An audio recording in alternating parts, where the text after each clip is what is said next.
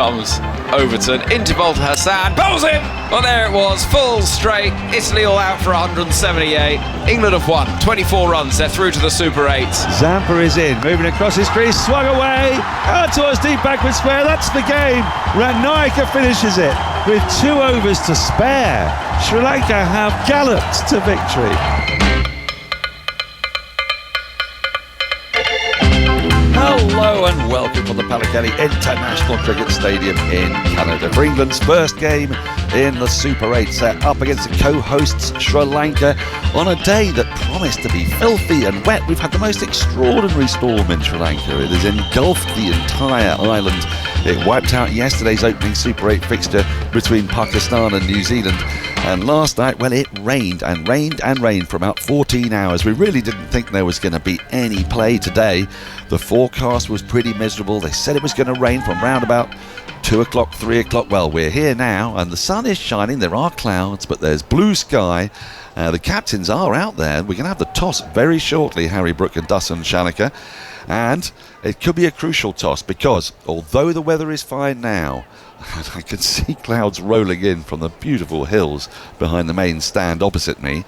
We are expecting a bit of rain later today, and so you would imagine whoever wins that toss would really love to bowl if they can, because we might start getting a lot of overs in. We may even get a first innings in, and then if some rain were to come in, we could get a DLS adjustment. These are all coulds and might haves, but look, my experience of Sri Lanka, such as it is, has been that it's been raining at some point every single day since we've been here. It's very unseasonal. 150 millimetres of rain fell in areas around the stadium yesterday, which is 1.5 times the average for February. It's the dry month in Sri Lanka, but you would not know it. And we've had rain in Colombo, we've had oodles of it here in Kandy, and we are now ready for the toss. It's Michael Aston first game of the Super 8 stage. 2 captains are here. Dasun Shanaka, the home captain of Sri Lanka, Harry Brook, whose birthday is today, of England, Andy Pycroft, the match referee. Will take the coin, please, and give it to Dasun, who'll do the honours. Heads. Heads is the call. Tail. It is a tail. Sri Lanka have won the toss. Dasun, what are you going to do and why? We're going to bowl first. We've been chasing it well in the past few occasions, so happy to chase it down. How happy have you been with your team's performances so far? Yeah, very happy and very confident. And good to come back to a ground here where you've got a very good recent memory. You played superbly against Australia.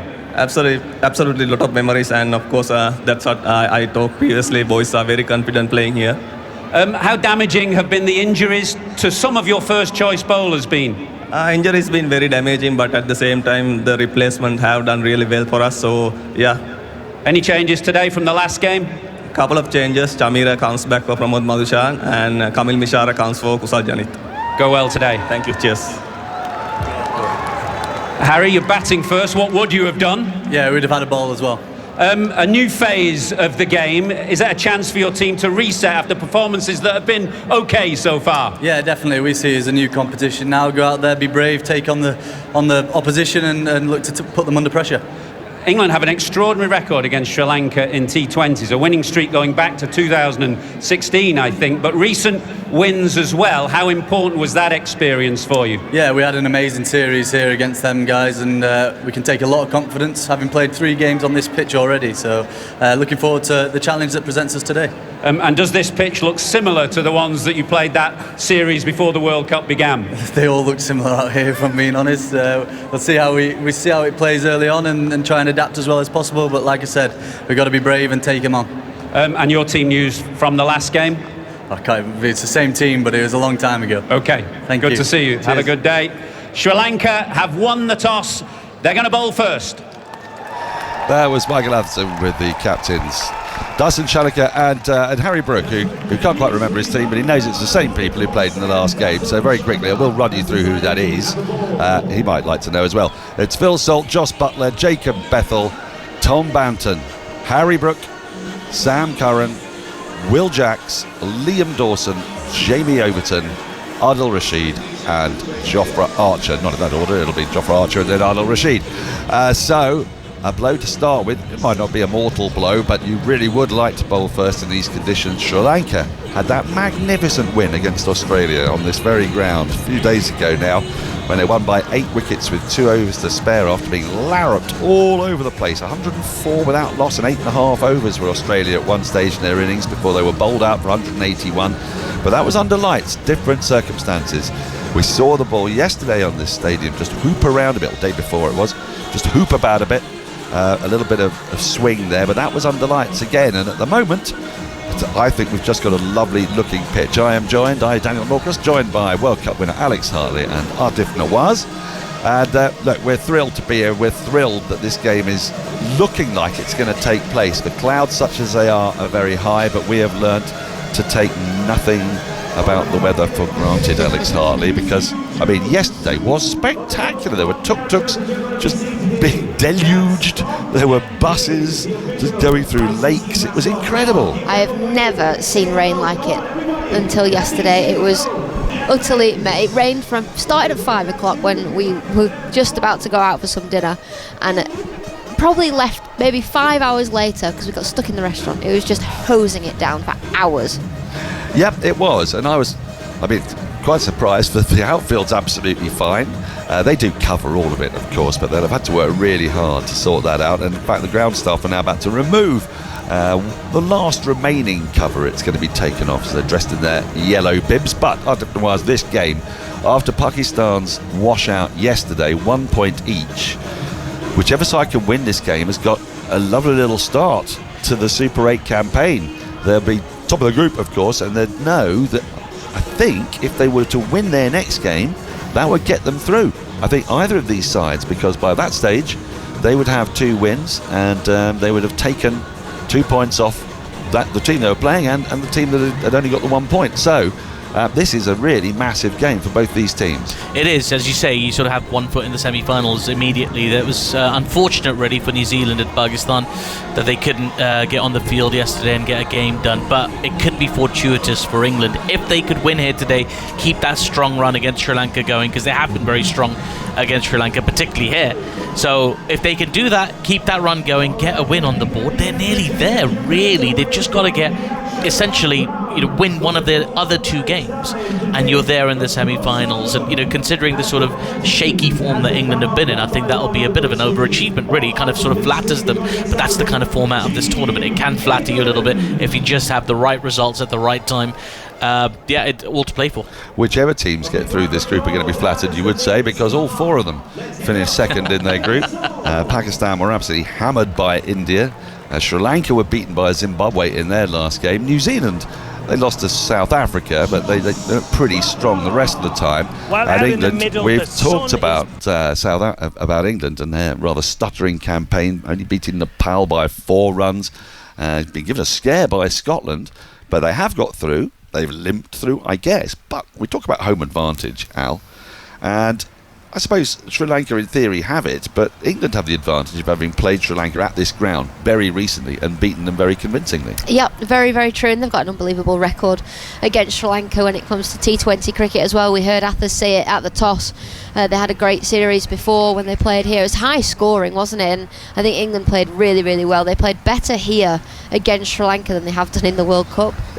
When you're watching the games and how the games have gone, the Nepal game, England nearly got unstuck against Nepal. England do have that advantage.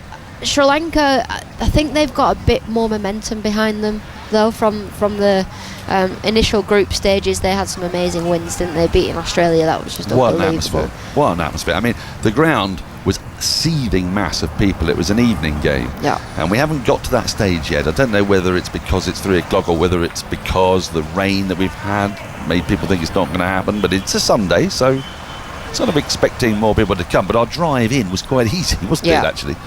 That'll be intriguing to see. I should give you the Sri Lankan side, because there have been a couple of changes.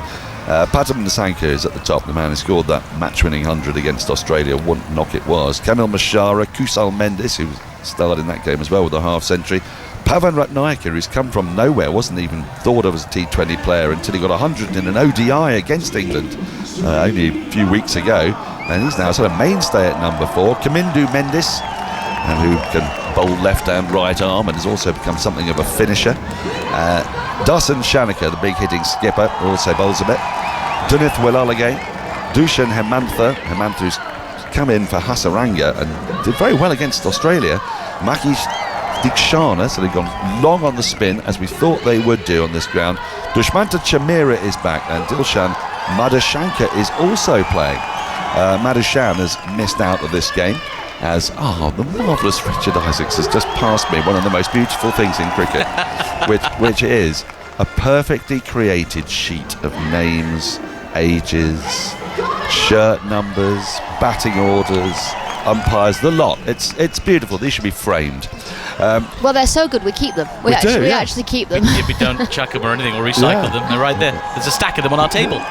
So this Sri Lanka side, it's pretty similar to the one that was playing England, wasn't it, in those, if you like, the warm-ups.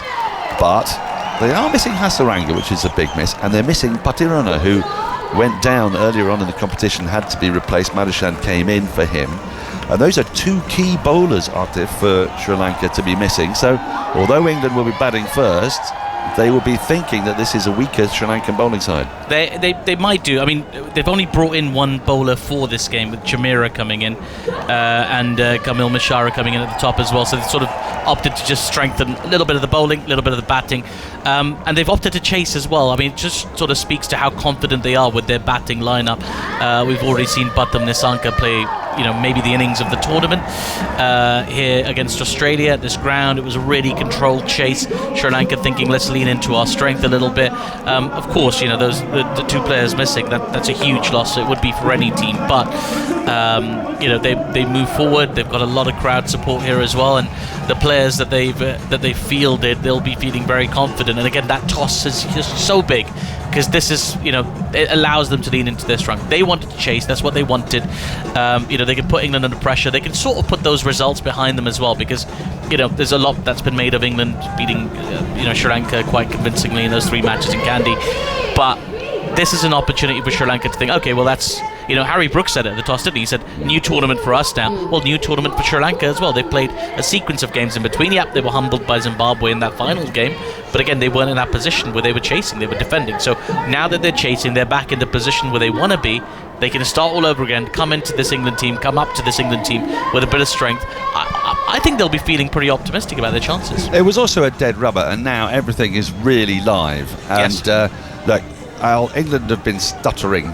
There's been a fair bit of criticism about that. But T20 is one of those games where if you don't get off to a good start, and Sultan Butler have had trouble in this tournament so far, if somebody doesn't go on to make a big score, it can sometimes look worse than it is, because ultimately they still have been sort of, if you like, bailed out by the likes of Harry Brook at times, Tom Banton, Will Jacks. People, they've found a way, haven't they? Sam Curran. I think he's had a good tournament. He's a good cricketer, Sam Curran, isn't he? He steps up on the big occasion, and that's what you have to do in tournament cricket. You have to find a way. You can't rely on one or two people. Josh Butler hasn't scored runs in this tournament, but full well he will at some stage. He will stand up, and one person doesn't win your tournaments, a team wins you a tournament. So I don't necessarily think it's a bad thing that nobody's had that one innings yet, but they've still managed to get up and around 200 by everybody chipping in. Tom Banton has really come to the fore, and he's been sort of in out, weird kind of England career, but just of late, and it was in those pre-tournament warm-ups that you really noticed it. He's got it together now, hasn't he, Al? I mean, it would have been Ben Duckett in there, bit of a left hand, mix it up a little bit. But now there's not a thought about Duckett, is there? Banton is nailed on for the tournament. No, you're almost like Duckett's not played a game, has he? And he's just been running the drinks. But Banton's done brilliantly. He didn't go too well in the first couple of games, but that innings against Scotland, he really showed what he's about. And I think he's actually, the way he's taken the game on when people have fallen around him as well. He's been aggressive, but not. I don't want to use the word stupid. He's not been overly aggressive. Do you know what I mean? There's a balance. When we were talking about Bazball, when that first came in, it was a combination. Don't be reckless. There's a difference between being reckless and taking the game on. And I think he's having a brilliant tournament. He looks like he's matured as a cricketer, and he knows his own game. Spin. England have got a lot of it. And they got Jacob Bethel and Will Jacks. Question is, can Jacob Bethel bowl? He bowled a fair bit in those games against Sri Lanka, and from what you've seen on this pitch, Artif, both sides have almost got sort of nominal seamers. Yeah. And then a bunch of spinners. Is that how you expect the tactics to play out? Absolutely. I mean, it's kind of the way we've seen them play out all the way through in the Sri Lankan game. Spinners dominated. Yeah, it's been the odd sort of outlier. Zimbabwe at the SSCs comes to mind. There's a few instances where sort of seamers have sort of dominated in Sri Lanka, but generally it's your spinners are going to get you those wickets and get you those phases of the game where you go through very quickly. It's going to be key how Harry Brook uses them, really. I've been impressed with his captaincy recently. He just looks like he's more mature. He's celebrating his birthday today as well, by the way. Happy 27th birthday, Harry Brook. So, can you believe it? We'll come back to all that in a minute, but just a welcome to listeners on the ICC app who have just joined us, and while I'm about it, welcome to listeners from ABC, BBC Sports Extra, and across the BBC Sport website and app. It's England's first game in the Super 8. It's the first game in Super 8 that looks like it's going to have a ball bowled, because we had one game yesterday that was wiped out for the weather in Colombo between Pakistan and New Zealand, and today it looks like we're going to get some cricket. I can't believe I'm saying that. The forecast still remains iffy, but I'm not interested in the forecast anymore. The forecast was hideously right yesterday, but it might be wrong today. Look, we're going to chew the cud all the way through to the anthems, and then the first ball, which is due in around about 14 minutes. And if you are just joining us, a reminder, Sri Lanka won the toss. They have elected to bowl, which is absolutely what you'd expect them to do, not just because they like to chase, but also because if there is rain around, that gives them a bit more flexibility. Duckworth-Lewis maybe will come to their aid. And England would obviously have loved to bowl as well. Both captains said they wanted to do it at the toss, so it's first blood to Sri Lanka. Now, BBC Sport cricket journalist Matt Henry spoke to Harry Brook, England's captain, yesterday, and he asked him how much of a boost it was to beat Sri Lanka 3-0 in Pallekele in the T20 series before the tournament. Yeah, we can take a lot of confidence from that. We've played 3 games here against them in their home nation with their crowds, and we're looking forward to using them experiences that we had here already against that same opponent. And yeah, look, if we play our best cricket, not many teams can stop us, and hopefully we can all click. Yeah, did you learn anything in particular, or what were the things that you learned in that Sri Lanka series that you'll take into Sunday? I think it's just about reading the pitch and the conditions as quickly as possible, and communication's key.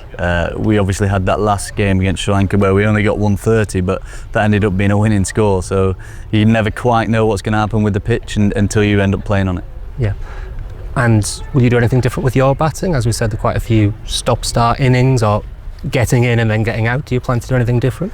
I just want us to be a little bit braver. I want us to take the game on a little bit more. I want us to not worry about the risk and look towards the reward rather than that. So that was one thing we spoke about, is thinking about the reward rather than risk. And yeah, we'd rather get out trying to hit a 6 than just chipping it up in the ring. So we just want to go out there and be a lot more braver and look to take the game on a lot more.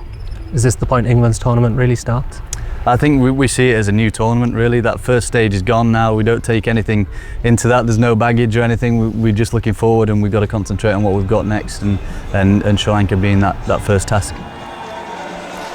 Harry Brook, he wants his team to be brave. He always wants them to be brave. The dismissal he hates most is when they chip it caught in the ring. He loathes it. But there is some sense to that, but it is also the thing that makes people go, well, hang on a minute. It's not just as simple as it's okay to be out caught in the boundary, trying to hit a 6 rather than being caught at short extra cover. What do you make of Harry Brook's development over the last few years? I think, when you think back to the first match he captained for England, and the statement he gave after that match, which was sort of outrageously inappropriate, really, when you think about it, when you're coming off the back of a loss. I feel like he's grown a little bit with the role. Obviously, he's had a lot of humbling experiences recently. He's a little bit more thoughtful. I think he puts a bit more thought into, yes, he said the brave word over and over again there, but I think the way he approaches these games, he's got a very, a positive mindset as well, something that's going to rub off on his team. It's very sensitive not to carry any baggage. Think about sensible, I beg your pardon, not to carry any baggage. To think, all right, let's move on. Let's consider this a brand new tournament from this point on. Let's play the cricket that's made us so successful. That positive attacking cricket. Let's be brave, as he says over and over again. But I think there's method to the madness. I just think he's maturing into that role of statesman a little bit more as well. I mean, I was very impressed with his comments when he was asked about the lack of Pakistani participation potentially in the 100. And there's more information about that on the BBC Sport website and app. But he gave such a measured response that it almost took me aback. I feel like he's really settling into this role of team leader, and he's not going to be the finished article yet, but by the end of this tournament he will have made strides. He's a mature man. He's 27 now. I mean, it's kind of slightly scary because you still think of him as a new kid on the block. He's going to face a lot of spin today. How does he go against spin? Yeah, look, I think him against spin, he goes well. He can take the game on. I think what impresses or has stuck out for me is how much spin Harry Brooks bowled. So I saw a stat the other day. I mean, he's not bowled himself, you know. Oh, what I see. Yes. You looked at me then like I was thinking there, going, have I missed those overs of spin he bowled? He has bowled the most amount of spin as an England captain. Yeah. Which I thought was quite interesting. Yes, he's playing with the players, the hand that he's dealt, you know, the team that are selected. But he's got seamers in that lineup where sometimes he has gone, actually I'm just going to bowl some more spin, and he has been brave with it. Bowled them late in the innings, about 19th over, that sort of thing. Yeah, I'm all for that. I think spinners at the death is really underused. You know what I'm like. Owen Morgan used to do it, didn't he? Yeah. I mean, Owen Morgan gave Adil Rashid the 20th over on a few occasions. Yeah, and it works. Here as well, in particular, it does spin a lot. So for both sides, I think we'll see a lot of spin today. We saw it turn quite sharply the other day as well. It's a fresh-looking pitch. It does look lovely, though. I mean, we have seen runs, especially with the new ball. Not easy to come by, but it suits opening batters, doesn't it? Yeah, the power play has been crucial in every single game that we've seen here. We saw how Australia got on against Sri Lanka in the power play. They were 100 for none after 8 overs before they ended up, being all out for 180. That's another story. But the first 6 overs of these games at this ground have been really, really important. Now the flags are being unfurled, the tournament flag, and then the flag of Sri Lanka and the flag of England, to the cheers of this crowd, which is starting to build up. Beautiful grass banks away to our right that are, I would say, now about 2/3 full. The other night against Australia, they were more than full. It was a seething, roiling mass of humanity. It was quite magnificent. We haven't got to that stage yet, and the players will come out for the anthem, so you do have to come out a little bit earlier when the Sri Lankan anthem is on, although it is counterbalanced by the fact I think the English national anthem is among the shortest alongside Australia's, and then the Sri Lankan anthem, which is the commentator killer. You come in too early a few times on that one, so I hope we've learned our lesson by now. As the players come out, the fireworks go off, and I'm trying to look around to see if there's much in the way of English band. I see an English flag over there to the left. Can't see what's written on it. It looks like AFC Bournemouth from a distance, who had a draw against West Ham yesterday, didn't they? They did. Yeah, your memory is remarkable. Well, You'll have seen that once. I've got away to my right, it's mostly Sri Lankan flags. There were some English fans in here the other day trolling Travis Head. Did you hear him on our headphones? Poor Travis. I think he got his own back though with a fine knock. As the players are now lined up, we are ready for the national anthem. Ladies and gentlemen, if able, please rise for the national anthem of England, followed by Sri Lanka.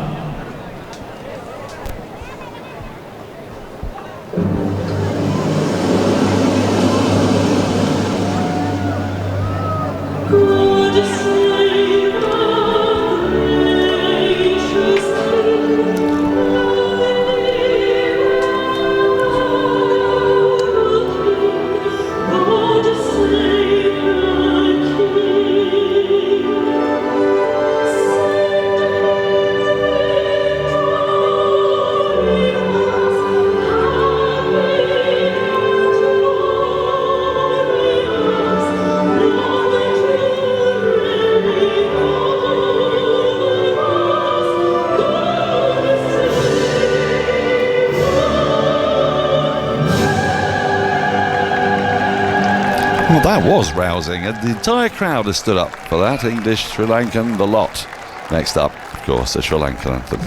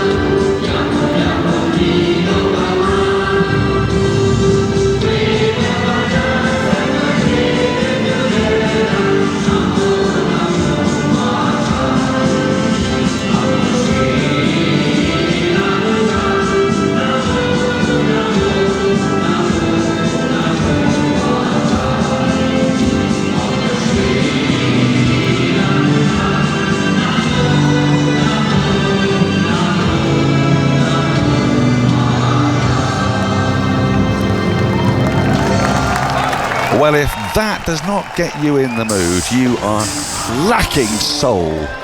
What a fantastic anthem, what a brilliant rendition. Jaunty, upbeat, fun. For England, the main meat of the tournament starts right now, and, well, this is their chance. This is their chance to put all of the kind of negative noises behind them. Start with a bang. Similarly for Sri Lanka, if they can build on that momentum, they've got the country right behind them. It's a great occasion. Alex Harley, thoughts from you on how you've seen this game playing out, and then to take you through the first 5 overs, it will be Atif Nawaz. Yeah, huge game and a huge opportunity, like you say, Dan, for Sri Lanka. I think they've played brilliant in this tournament so far. They've really proven themselves. I do still fear that they're a team that could collapse if you could get them 1 or 2 down early. They rely so heavily on their top 4. So if England can get early wickets, even though I know Sri Lanka are bowling first, and for England it's time to, I guess, make a statement. There's been a few words around them, around the team, and how they've been playing, and they've not really made their mark, have they, on this tournament yet. They've sort of just found ways to win, which I think is a great way to go about tournament cricket, but now it's time to start stepping up. It certainly is, Alex. I mean, as you say, there's not been that big statement performance yet from England in this World Cup. We've seen them from pretty much every other team, including Sri Lanka. It was a big statement performance at this ground a week ago. We watched them beat Australia very convincingly by 8 wickets, and it was Pathum Nissanka who starred in that game with a 100 not out. Sri Lanka will be thinking they've won the toss, they've done half the job. Just get Pathum Nissanka to chase whatever it is that England put on the board. Easy game. England have to make that a little bit more imposing. We saw it was lots of runs in this pitch. Watched the Australian batters a couple of days ago against Oman. Here start very, very well. Mitch Marsh and Travis Head finding their range, chasing down the total set for them in less than 10 overs. So there's runs in this surface. It is a smaller ground than both the Premadasa and the SSC. So England's big hitting should come into play here, Alex. Yeah, absolutely. We were talking about the power play being so important, with only 2 fielders outside the fielding circle, but most of the runs on this ground have come inside the power play. They have, and can't think of 2 better batters, especially when they're going for the power play, than Phil Salt and Jos Buttler. This could be fireworks. Should be a very exciting power play, and to be honest with you, we're just very grateful to get some cricket after watching a washout last night. Phil Salt, number 2 ranked batter in the ICC rankings in T20 cricket. It's been a remarkable rise, because he's always sort of played, certainly in the build-ups, second fiddle a bit to Jos Buttler with all of his hundreds and IPL hundreds, and the star that Jos Buttler's been. Butler's down at number 7 in the T20 international rankings, but Phil Salt, what a revelation for England. He's got like 4 T20 hundreds now, hasn't he? He does. Yeah, that's utterly ridiculous. He's come onto the scene and he's been absolutely outstanding. And yes, he's not scored the mountain of runs he would have wanted to in this tournament, but I don't think that's going to faze him. No, it certainly isn't. 4 T20 international hundreds, and in fact all 400s that he scored in T20 cricket have been for England, which is somewhat unusual. You often see players get them for their franchises or their T20 sides.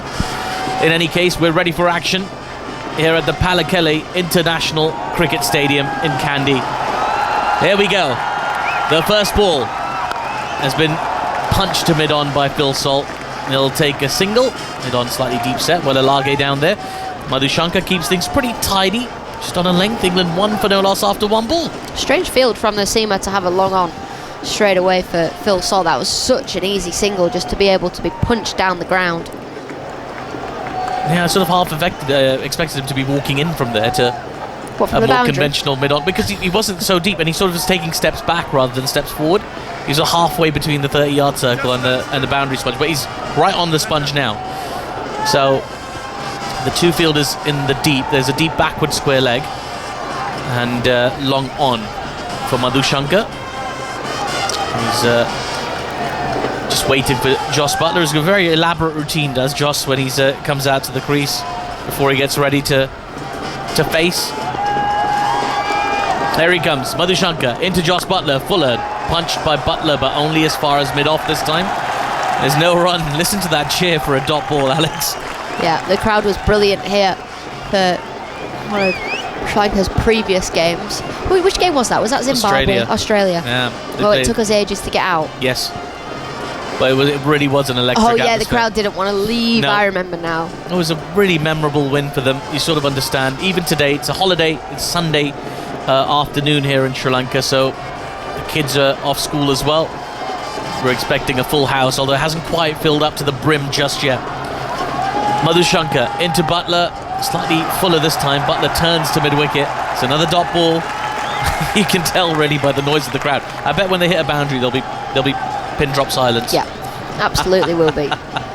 It is a terrific atmosphere, though, just coming into the ground, seeing all the fans in their various different Sri Lanka cricket shirts. There were some England shirts on sale as well outside, I should say. The bright red one and some St George's crosses, the flags on sale. 4,000 Sri Lankan rupees for a basic ticket here today at the ground. Madhushankar into Joss Butler. Slightly over pitches this time. Butler flicks it out towards deep backward square leg. He'll pick up a single to get off the mark. 2 for no loss after 4 balls. Yeah, the tickets are about 4 times more expensive than the shirts they're selling outside the ground.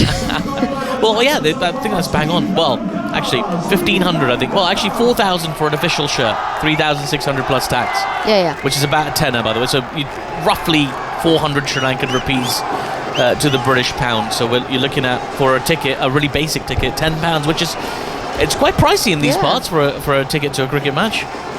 But such is the allure of seeing the home side take on England with a head of steam. Here's Madhushankar into Salt, who drives firmly down towards long on this time.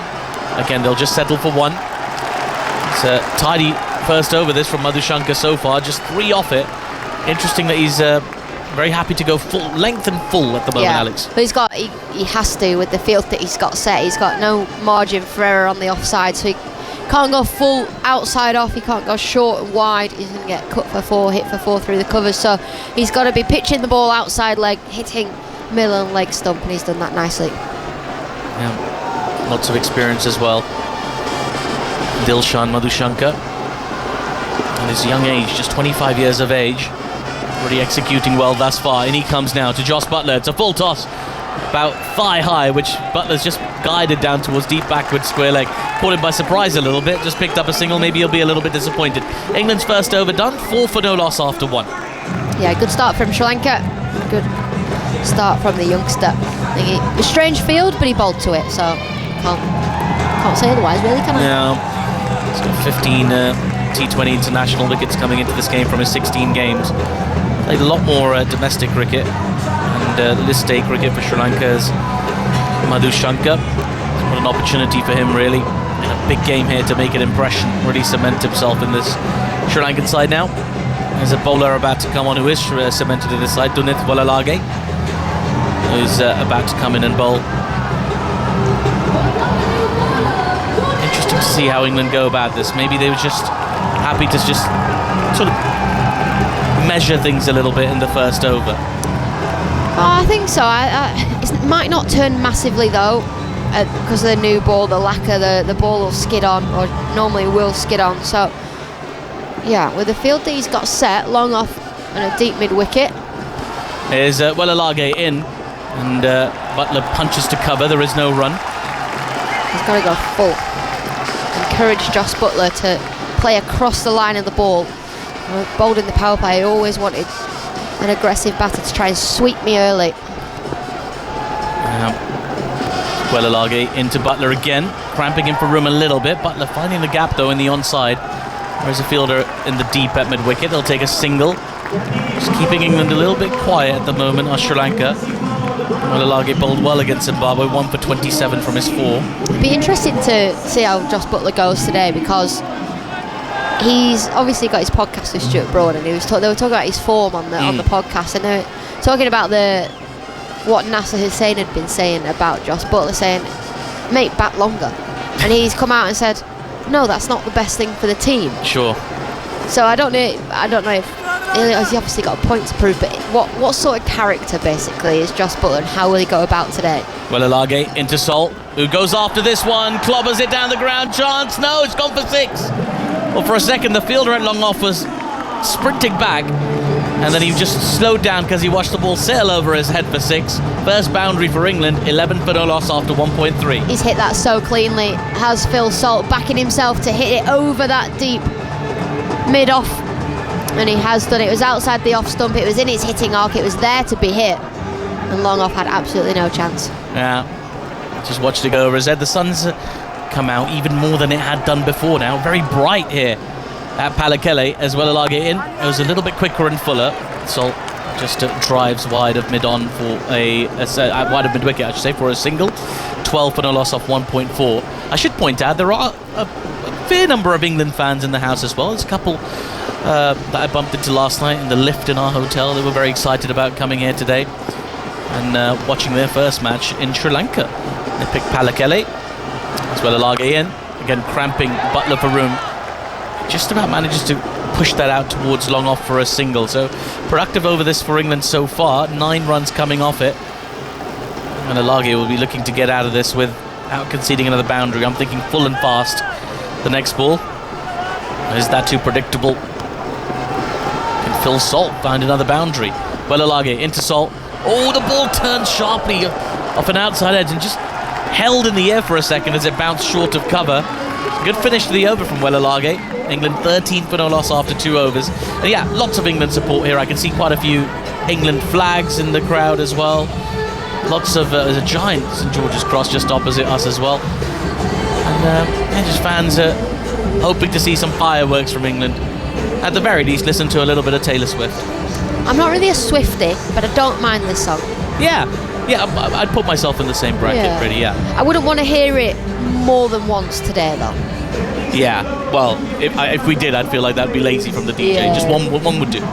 Or if you have to, 1 per innings. That'll do. No, I don't want to already? hear it again. Yeah? It's shake it off, get it off. It's been on for a while as well, hasn't it? Yeah, get He's it given off. it a good long play. Right. Madhushanka, who was impressive in his first over, kept things very tight. How could he go in the follow-up as he runs in towards Josh Butler? Goes full. Butler clips off his pads out towards deep backward square leg. Sliding effort in the deep. Very good piece of fielding by Kamil Mishara. Prevents the boundary. And he gets some cheers from that big bank of... They pick up a 2 to start the over. 15 for no loss. Yeah, good running from Josh Butler and Phil Salt as well, but a brilliant bit of fielding. I don't mind that delivery either. That's where he wants to be hit. Still not sure about this long on. Yeah, still back. But it's like he bowled really nicely in his first over, but I'm just not sure. Yeah, sort of defensive from the outset, really, isn't it? He's showing a bit of respect to England's big hitting batters. England obviously very strong playing down the ground as well. That grass bank filling up behind Kamil Mishara as Madhushanka in full, driven off a thick outside edge, bounces just short of gully. Convincing shot that from Butler. Just a little bit of a way movement here from Madhushanka. Just a touch. It's the first one he sort of floated in that good length outside off region. Yeah, there to be driven. Josh Butler just doesn't get his timing right. Just pushes at the ball outside the off stump. Phil Salt has hit 346 sixes in T20 cricket. Wow. Nice. I never hit one. Madhushanka into Josh Butler. Full drive, play and a miss from Josh Butler. Looking for a booming drive. Feet went nowhere. The ball went past his outside edge. And this has been a really good start, really impressive start this from Dilshan Madushankar, the left-arm seamer. He's also not bowling the same delivery every ball. He's mixing his pace up. The previous one a slower ball, which is why Josh Butler's poking at it outside the off stump. This time it's fuller, pace on. I think an informed Josh Butler crunches that for fallout. He just did a little bit of indecision from Josh Butler. Managed to contain them quite well so far, have Sri Lanka. Madushankar into Butler, who again plays and misses. Another full delivery outside the off stump. Applause from the fans here. Josh Butler looking a little bit uncomfortable now. I think Phil Salt's going to go and have a little chat with him. What's he going to say to him, Alex? Maybe feet, maybe? Because that front foot is planted, isn't it, in front of leg stump. It doesn't move whatsoever. And just again, it's usually the sign of a batter who's out of touch, who's short on confidence. You do feel, though, it's just going to take one cover drive and go, he's back. Yeah. We're going at under a run a ball at the moment, England. 15 off 2.4 overs so far.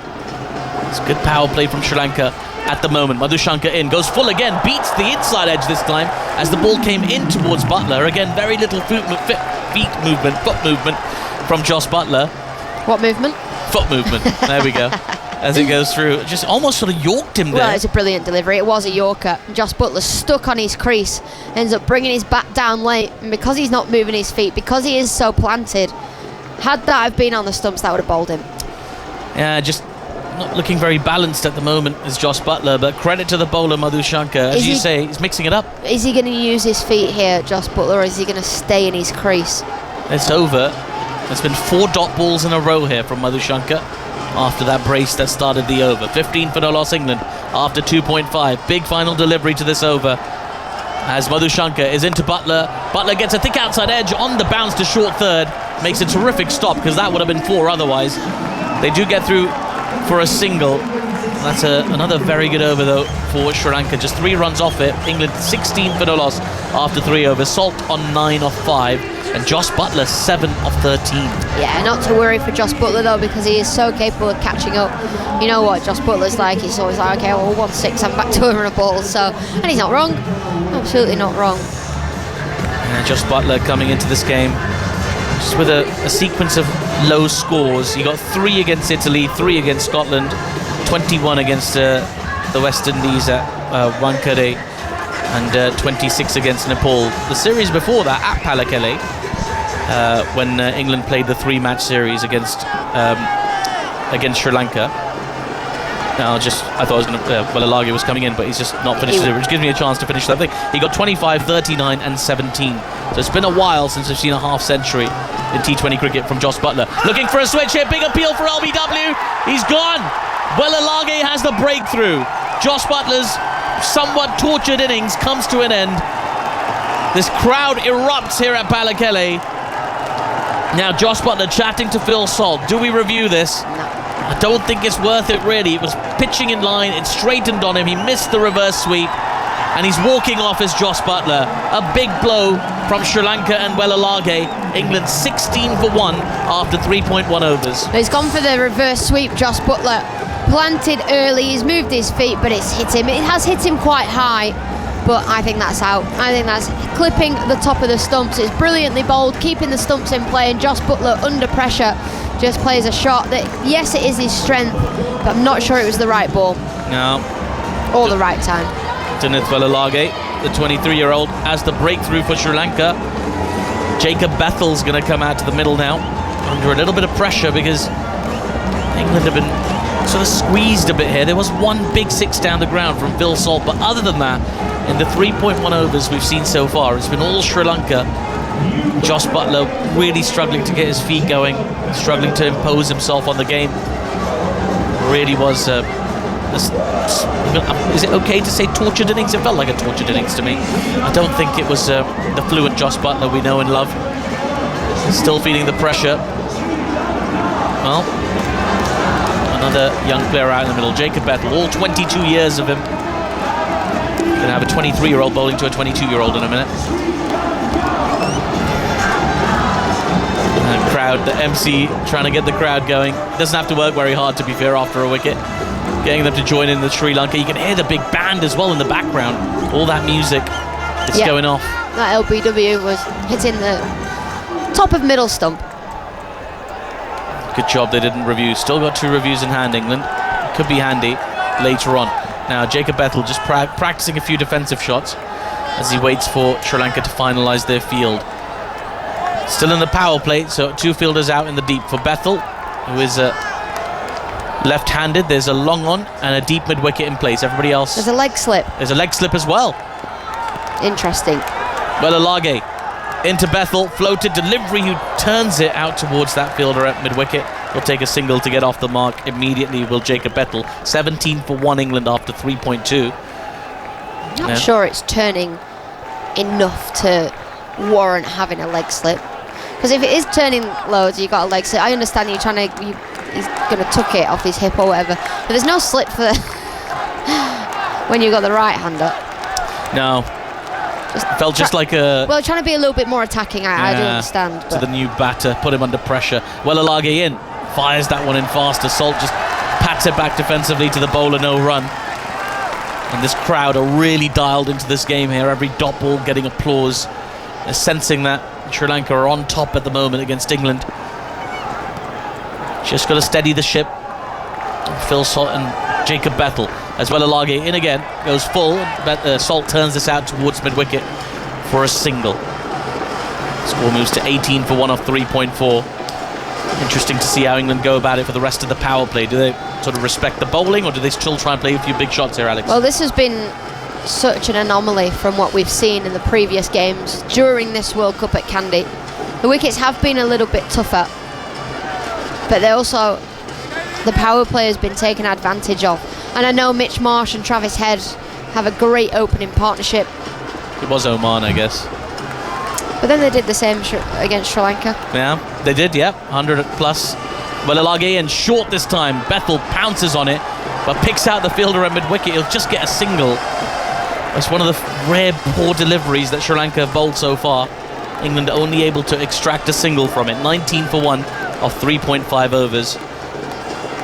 Yeah, you're quite right, Alex. Against Sri Lanka, they had that 100-run partnership at the top, and then there was the collapse that came later. And generally, batting early doors has been the way to go, particularly in the power play. As Welalage into Salt. Goes after this one, crunches it through the covers, and that'll be a boundary. Phil Salt, who's been rather starved at the strike, finds one in his range and picks up a boundary. Still a tidy-ish over from Sri Lanka despite that boundary. 7 runs and the wicket coming from it. England 23 for 1 after 4 overs. Still, Alex, going at under a run a ball. Yeah, Sri Lanka have had a brilliant power play so far. Now it's time for England and Phil Salt to try and just take advantage of the next 2 overs. Big 12 balls coming up for both teams here. It certainly is. It's a very pleasant drive into the ground this morning. It's a very scenic part of the world is Kandy. I wouldn't have said it was pleasant. Why? I felt so carstic. Oh no! I really love the winding roads with all the foliage and the trees. And I sat in the front, so I had the best view. Okay. It's lovely. It's really nice. I really enjoyed it anyway. But I chatted to our driver, who's from here in Kandy, and I said, "What do you reckon? What do you think? Fancy Sri Lanka for this?" He said, "Oh yes, sir." And what about yes, sir. Did you ask him about the weather? Because we've seen blue sky for the first time in what seems like 2 weeks. So I got to say, the locals and their weather suggestions have been way off the mark so far. Because every time they said it's not going to rain, it has rained. But every time they said it won't, it does. Madhu Sri Lanka in full, and Bethel works this to mid-on. There's a chance of a run out if there was a throw. He just held on to it for some reason there. Did Dasun Shanaka at mid-on. Didn't even go for the throw. But they do get through for the single. England 24 for 1 after 4.1 overs. Madhu Shankar is bowling his 3rd over on the bounce. This is also very unusual, Alex. Not just in T20 cricket, but specifically this part of the world where batters start to line you up. Yeah, but England haven't managed to get hold of him yet, so I think it's the right decision to bowl him. Sometimes you get a feel as a captain. You just go, right, when you're on, you're on. Just keep going. Well, it's been tidy so far. It's Dilshan Madhushankar. In he comes to Salt. Outside edge, straight to short third. Salt looking for a booming drive through the covers. Didn't really pick up the line of the ball. Outside edge travelled very quickly, but fielder at short third alive to the situation. It's Mahesh Deekshana positioned at short third. He's been busy there. A couple of times the ball's raced to him. He's proving to be well positioned by his captain, Dasun Shanaka. Now, Phil Salt, the only batter really for England thus far, has looked really fluent. 14 off 9 for him. Wonder if he's going to try and make the most of the rest of this power play. 10 balls of it to go. Madhushanka into Salt, who goes big swing, doesn't connect. As that ball goes through to the keeper. It's the 4th play and a miss of Madhushanka so far today. Another slower ball as well. Runs his fingers down the side of the ball. Took one hand off the bat as well there with his swing with Phil Salt. Yeah, the wobble ball. Wide Yorker. Just couldn't reach it, could he? They've executed really well so far today. Have the Sri Lankan bowlers. I think there's a gentleman near our effects mic who might be a little bit unwell from the sounds of it. Right, Dilshan Madhushanka running in towards Salt, who punches this ball but straight to cover. There is no run. It's very important that England don't get too pressured here. Yeah, absolutely wanted to make the most of the power play, but plenty of batting to go. They have struggled with length outside the off stump though. This has happened quite a bit, Alex, so far. Yeah, it was Josh Butler in particular, wasn't it, who faced those 4 dot balls outside edge. Next ball tried to reverse sweep. He struggled with the ball outside the off stump. Just couldn't get his feet moving. He was just almost reaching for the ball. And on a couple of occasions in this over, Phil Salt very similar. Madhushanka into Phil Salt, who goes full outside edge and drops short of short third, and it bounces awkwardly and goes to the deep third boundary for 4.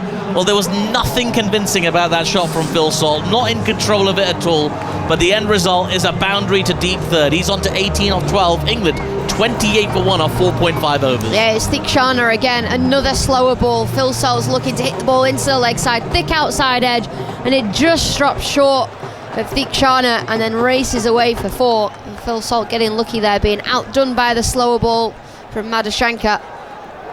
Well, for a minute there, Sri Lanka thought they had another one. Fortune just moving a little bit towards England. They're still going at under a run a ball in this power play. Only an over of it to go after this delivery. Dilshan in full, driven firmly, very nicely between point and cover. That should go to the boundary for 4, and it does. Terrific shot that from Phil Salt to finish the over. England 32 for 1 after 5 overs. The wicket to go was Jos Buttler. Dismissed LBW for 7 by Junit Walalage. We've seen 3 overs on the bounce from Madhushanka. That last one went for 9. Perhaps an over too far. Were you still impressed, Alex? Give us your thoughts on what you've seen so far. And then taking up commentary, it'll be Daniel Norcross. No, I think he's just finished his over poorly with that half volley outside the off stump that was there to be driven. He's got away with a few in his previous overs or earlier on in the over, just wanting Phil Salt to reach for the ball. But he's gone pace on there. When Salt struggled, he's gone pace off outside the off stump. And then you've also got to think the 4 plays of misses outside the off stump were all Jos Buttler, who is out. Well, Harry Brooks said that he wanted them to be fearless. He didn't want them to get out chipping to cover or whatever. And I tell you, it's not looked like that today so far. Mahesh Deekshana is going to bowl in the power play. He normally comes on a bit earlier than this, the funky off spinner. And he's going to be on to Bethel, and they are going to bring a slip in. And I wonder, is it going to be a conventional slip? Yes, it will for the off spinner. We had the leg slip for Will Alagay, the left armour. The 2 fielders out are at long off and at deep mid wicket.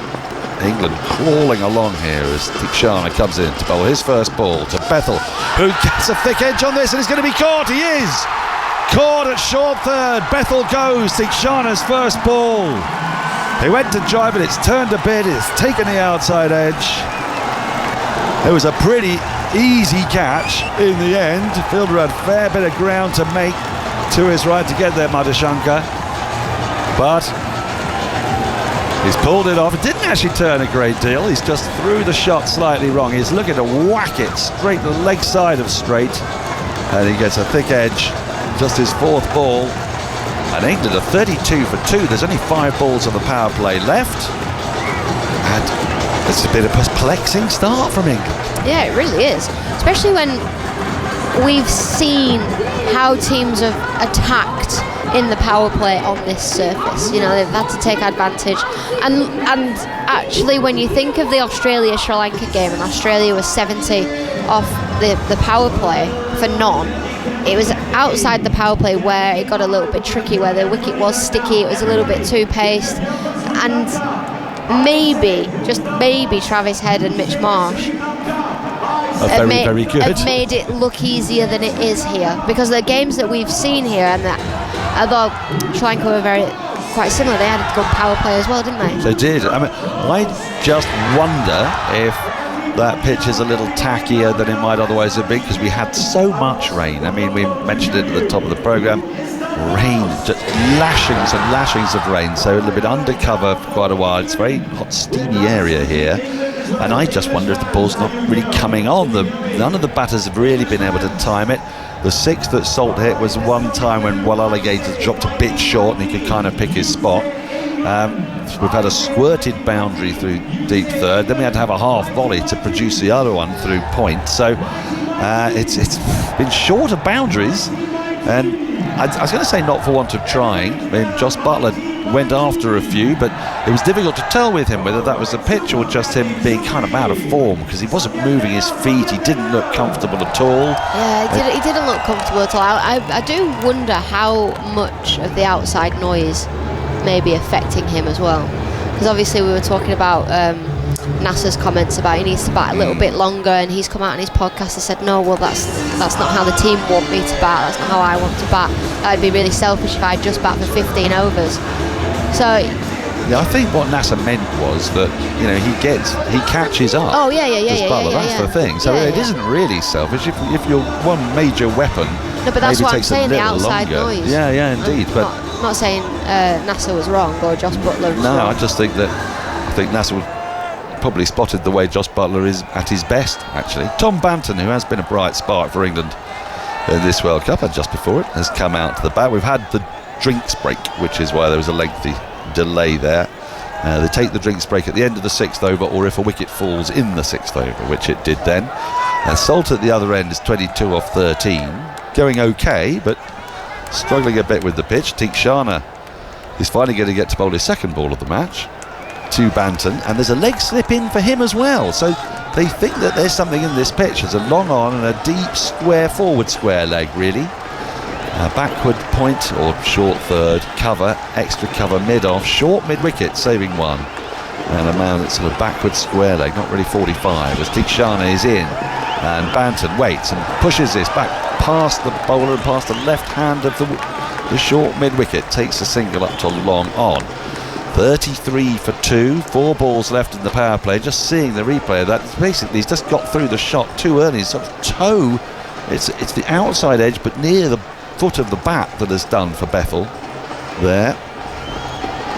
So nice bowling from Teekshana, maybe just thought it was going to come on a bit quicker than it did, and he raises his closed eyes to the heavens in anguished frustration as Teekshana is in again. Salt goes back into his crease and thwacks the ball on the bounce to short extra cover. The crowd are loving it. Still not as full as it was the other night, but filling up all the time. The sky as blue as we've seen it. It really wasn't in the script. No, I'm shocked and stunned. I am, and we've also passed one important milestone. One innings has gone over 5 overs. There's a reason I mention that, as this down the leg side wide is given as Banton looks to sweep, Salt rather looks to sweep, because to have a game, an official game, both teams need to bat the 5 overs. So should something annoying happen, like a sudden squall of rain come in and do us for a couple of hours, then Sri Lanka just need to go out and bat 5 overs in order to give us a game. So that sort of helps. They won't be chasing many. No, they won't be chasing many at all at this rate. This is pushed off the back foot up towards wide mid-off. They'll take the easy single. Shanaka, the skipper, does the fielding. 35 for 2. Salt on 23. I say a curious start. Got to give some great deal of credit to the bowlers, because Madhushankar and Walalage bowled 5 overs back to back, and you don't often see that in a T20, because bowlers get lined up. They didn't take piles of wickets in that time either, so they've mixed it up well. They've used whatever is in the surface. As in comes Tikshana, very full, taken on the full and just worked out a long on for a single by Salt. 36 for 2. Banton, I beg your pardon. Banton to 2. Salt back on strike. Last ball of the power play. Does he look to finish it in style?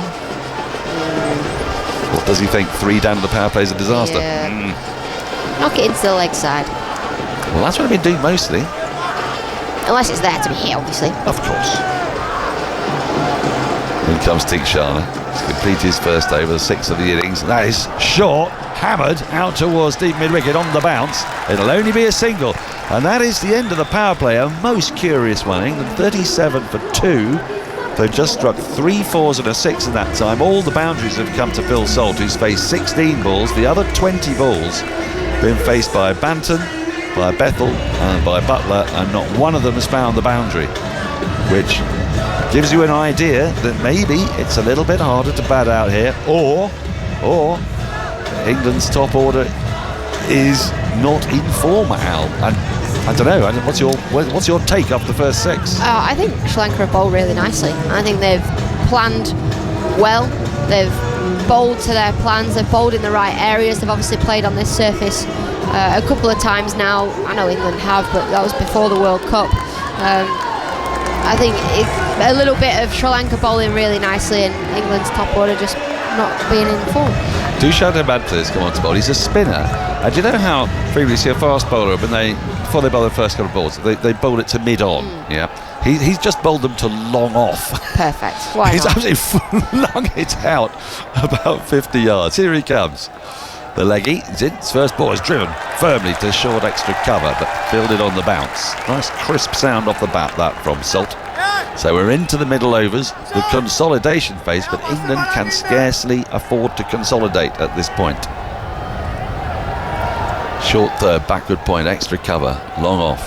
Hemantha in, back into his crease, taps it into the onside, doesn't even think of a second, they take the single. 38 for 2, going at a run a ball. Up the run rate a little bit then. Well, the power play definitely belongs to Sri Lanka, no doubt about it. Things might just get slightly easier maybe for England now with the field being spread. Might be able to just get themselves in. Felt like all the pressure, England kept nailing the fielders. Chamira's warming up, hasn't bowled yet. One of their key bowlers. As is Hemantha. He's in, he's worked into the onside. They'll take the single and only the single. I nearly called him Samantha there because we've had so many. We had Jan the other day, and we had Linda. And who was the other one we had? We had Can't remember now. Linda and Jan. There's Sam now. And Samantha. Here comes Hemantha. And she swept beautifully out to the boundary for 4. What a shot from Salt. Down on one knee. That has gone like a firecracker off his bat. There's a deep backward square leg. Had no chance. 43 for 2. Yeah, full toss from Hemantha. And played really nicely from Phil Salt, meeting it on the full. Getting into a great position. And he's not allowing the pressure to get to him out there, Phil Salt. Well, he's 29 off 19. And the rest of the side are 14 off plenty. 14 off 21. 14 for 2 off 21. Karen, that's who we had. Thank you. Karen, Jane, Linda. Jan. Karen. Never mind. Karen, Jan, Linda, Samantha. But it isn't Samantha, just to be absolutely clear. Don't put that into my head. Hemantha tosses one up. It's driven into the offside, just to the right of extra cover. It'll roll up to long off. The 7th run of the over. England 44 for 2. They bat deep, but the resources are going to be tested here because the prevailing view is that 175 was par the other day. Australia just crept over it, and Sri Lanka, well, they got over the line easily. 2 overs to spare. Hemantha tosses another one up. It's driven into the gap, this time to the left of extra cover. They might think of 2. They don't get it. We've seen quite a few 2s on this ground, but England have just been striking it just a little too crisply for that. 7 overs gone, 8 off that one. England 45 for 2. Looks like Hartley, you're going to get a little break, or are you staying on? Yeah, you're getting a little break. She's on her way, taking her natty shades with her. There's a gentle breeze that's fluttering the flags atop this wonderful scoreboard. It's a classic Australian-style scoreboard with the names of all 11 players on either side presented. England on the left, Sri Lanka on the right. Wickets, overs. It's not obviously easy to follow if you're not used to it, but I like it. It's kind of Adelaide-style one. As BBC cricket writer Matt Henry comes to join us, not to be confused with New Zealand pace ace Matt Henry. We get that out of the way now. Welcome aboard. Thank you, Daniel. All been a bit frenetic, hasn't it? Well, I mean, perhaps not frenetic enough in a way. Shamira is finally going to bowl his first over, the 8th of the innings. The brisk fast bowler runs in now to Banton, who works this along the ground up to long on. He's just feeling his way into the game. Moves to 5, 46 for 2. A limp power play that I don't think that's what Harry Brook meant, was it, when he said we need to be more fearless? Yeah, more fearless, less careful. I thought England seemed a bit careful in the very first over, didn't they? And then they tried to get on with it. Joss Butler, obviously a few swings and miss. Phil Salt, that sort of hack that he played that came down just away from the gully fielder and for 4 down to 3rd below us. Yeah, it's been a bit ugly. It's been a bit ugly so far. Time to pull it back as Shamira, a few stuttering steps to start his run, runs in away from us. In to Salt, and clips this into the onside. I think he'll only get another single.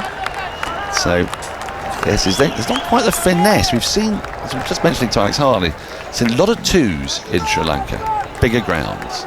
It's a slightly slower outfield today. We haven't seen the sort of tap and 2 from England. That's a very good point, a very fair point, because there's been a lot of, from Phil Salt, trying to whack it for 4, not timing it, and then it just going out to the fielder in the deep for 1, which isn't really doing the job, is it? It isn't really. 47 for 2. 2 more singles to start this over as Chamira runs into Banton. Banton waits bat raised and then punches off the back foot, finds a gap between point and extra cover out to the sweeper. Takes the single. 48 for 2, and we're halfway through the 8th over. Can't stress enough, 10 and over from here gets England to 173, which is sort of par. They haven't really looked like getting to 10 and over. And on other games you've seen here, well, I mean, I say that, we're talking really about how Sri Lanka clawed it back against Australia, and whether that was, Australia sort of renowned at the moment for being a bit jittery, not in the best of form. Perhaps that was them flattering the Sri Lankans. As Chamira comes in again, worked away nicely into deep mid-wicket, but again too firmly to allow the 2. Well set field with a long on deep mid-wicket, a deep backward square. So, it's hard to tell when you're watching a side that's so in the doldrums as Australia, whether that's great Sri Lankan strength or just what we've come to expect from the Australian T20 side of late. 49 for 2. And when Mitchell Marsh did bash it around the other night, it was against an all-man team that didn't have a lot to play for either. Well, he and Head did bat really well against the Sri Lankan opening bowlers. But different circumstances again, maybe skipping on a bit more. The lights were on. Chamira in once again. And Banton drives, but he's not going to beat mid off. Shy of the stumps, hits, direct hit. This could be close. Banton diving to get in, and his head is down, which suggests to me he thinks he's out. The Sri Lankans are cock-a-hoop, they think they've got him. And Banton is walking off like he knows he's out. He hit it firmly to mid-off, it came up nicely on the bounce. Really good work by Shanaka, the skipper. Direct hit, he did have 3 stumps to aim at. And Banton, he's given himself out. He's walking off here. And we're going to see, that's going to be out. Banton's on his way. And England, it goes from bad to worse for them. They're 49 for 3. Typical that the one ball he does time gets into the hands of the fielder quickly. Had he mistimed it, he probably might have had a chance for a single, but he's timed that one into the hands of the fielder. Never really, there was never a single there, obviously. Banton's well short, even with a big dive. Just comes from that sort of need to get on with it, doesn't it? You sense England are a bit edgy. It's all been a bit, edgy's the word, I'd say. Well, it's another failure at the top of the order, Matt. You've seen this because you were out in India watching this. Butler 7, Bethel 3, Banton 6. Salt still there on 32. They will need him. England will need him to keep going. But let's spare a moment to think about the Sri Lankans here. It's not just that they picked up 3 wickets. They kept a lid on it. They've had 4 fours and a 6. And I'll say it again. Only one person for England has got any boundaries at the moment. We've had 47 balls, and the 25 that have been bowled at Butler, Bethel and Banton have failed to produce a boundary. And how many of those from Salt have been off the middle of the bat? Maybe 2? I mean, one was an edge down here, one was a one-handed cut, which I think he did middle, but it's not the kind of style you want to be playing. There was a decent squirt through the square cover drive, and there was a lovely 6 off Will Allegay, but you're right. Well, Banton knew he was out straight away when he saw that happening. It's good fielding from Shanaka, but in fairness to him, he's already in a couple of yards at mid-off, and the ball sat up nicely for him. Banton, and whether he went on the shot or he went on the urgent need to keep the score ticking over, only he will know. But the direct hit has done for him and sent the crowd into delirium again as Harry Brook, the skipper, walks out with his side in bother. Just a reminder, yesterday's fixture was rained off. If England were to lose this, they would need to win their last 2 games. That's where they would be. There's Chamira, runs in, shot, and taken by the keeper, goes for the pull, misses it. Chamira didn't appeal at any point. Most of the rest of the Sri Lankans did, as did the entire crowd. And that's the end of the over, one that's yielded just 4 singles. The wicket of Tom Banton to a run out in England after 8, a 49 for 3. It's quick as well from Chamira, 90 mile an hour, it's through Phil Salt. Oh. Yeah, nearly through the wicket-keeper's hands as well. Just parried it up in the air, Kusal Mendes. So, I mean, I don't think it is the easiest pitch. I think we can see that. You would be surprised. I mean, Butler's been terribly out of form, but he's been out of form. He looked out of nick, didn't he? Yeah, and he looked, that almost was exaggerated today on what I think is a tricky-ish pitch, as we've said, has been under covers after the amount of rain we've had in the last 24 hours. Just been reminded, after 8 overs against Sri Lanka, Australia were 97 without loss. That is basically double. England are 49 for 3, double that be 98. Different pitch, different circumstances, different time of day, different form, but it gives you an idea of just how far behind we think England are at this stage. As Hemantha comes in to start a new over, and this is worked away by Brook nicely. A bit of bottom hand, just works the ball along the ground up to long on. He's underway. The 50 is up. About 3 overs later than England would ideally have liked it, I think you'd probably say. Until we see how England bowl, though, it's going to be hard to assess how this pitch is playing. Hemantha is into Salt. That's taken on the full, worked out through deep mid-wicket, but again just played a bit too well. But I played too well. It's almost placed there, isn't it, Matt? I mean, it's not. If he's looking for that pocket, he's not finding it. Because he's taken a bit of risk out of the shot, it's just rolling along up to wide mid-wicket. 51 for 3. Brook's going to need to give himself a little bit of time, but I wonder how fearless he's going to be in these circumstances. Comes Hemantha, goes on the reverse. Oh God! Has he? No. Well, the bowler's convinced. The umpire. What's the umpire doing? The umpire's saying not out. So he went on the reverse, and it was taken brilliantly at slip. Now, is the umpire going to chat to the other umpire? So are we going to get an umpire review to see if the ball bounced into the ground, or are we going to get a player review? It looks at the moment we're going to get neither. Let's take a look on the replay. No, he's hit it into the ground. But so he's gone on the reverse, and he has just jabbed it into the ground. But a brilliant piece of anticipation. Fantastic fielding by Batum Nissanka, who took a wonder catch the other day to dismiss Glenn Maxwell. Down a wicket, driven firmly up to long off. There might be 2 here. It's coming back for 2. It's going to be tight. If the throw had been better, it's going to be overthrows, and it's going to be 4 of them. Well, actually, does that make it a 6? I need to know when he's released the ball. We are in World Cup final territory here, Matt Henry. Let me explain what happened. Brook drove the ball up to long off. 6 has been given, so they must have crossed the second time. So they've run the first, it's come up to the long off.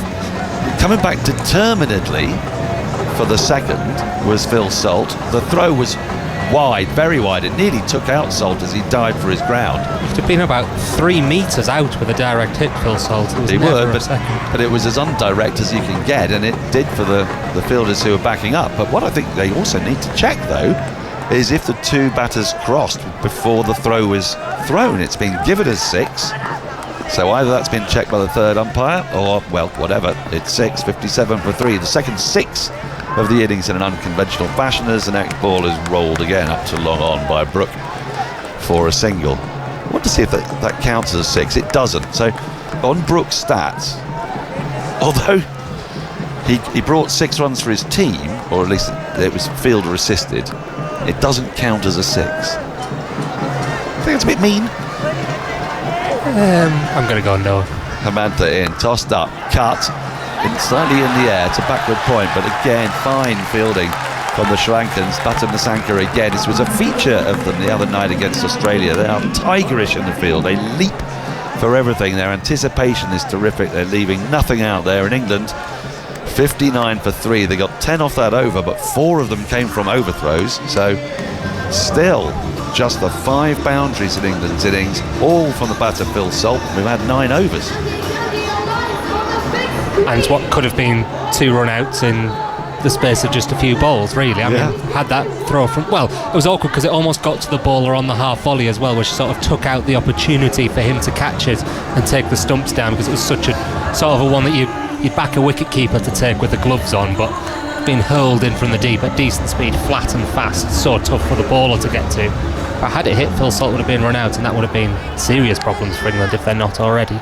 Well, Alagay's back in the attack. He held 2 overs in the power play, conceded 16, conceded a 6, but took the wicket. The wicket of Butler on the reverse sweep. He's in now.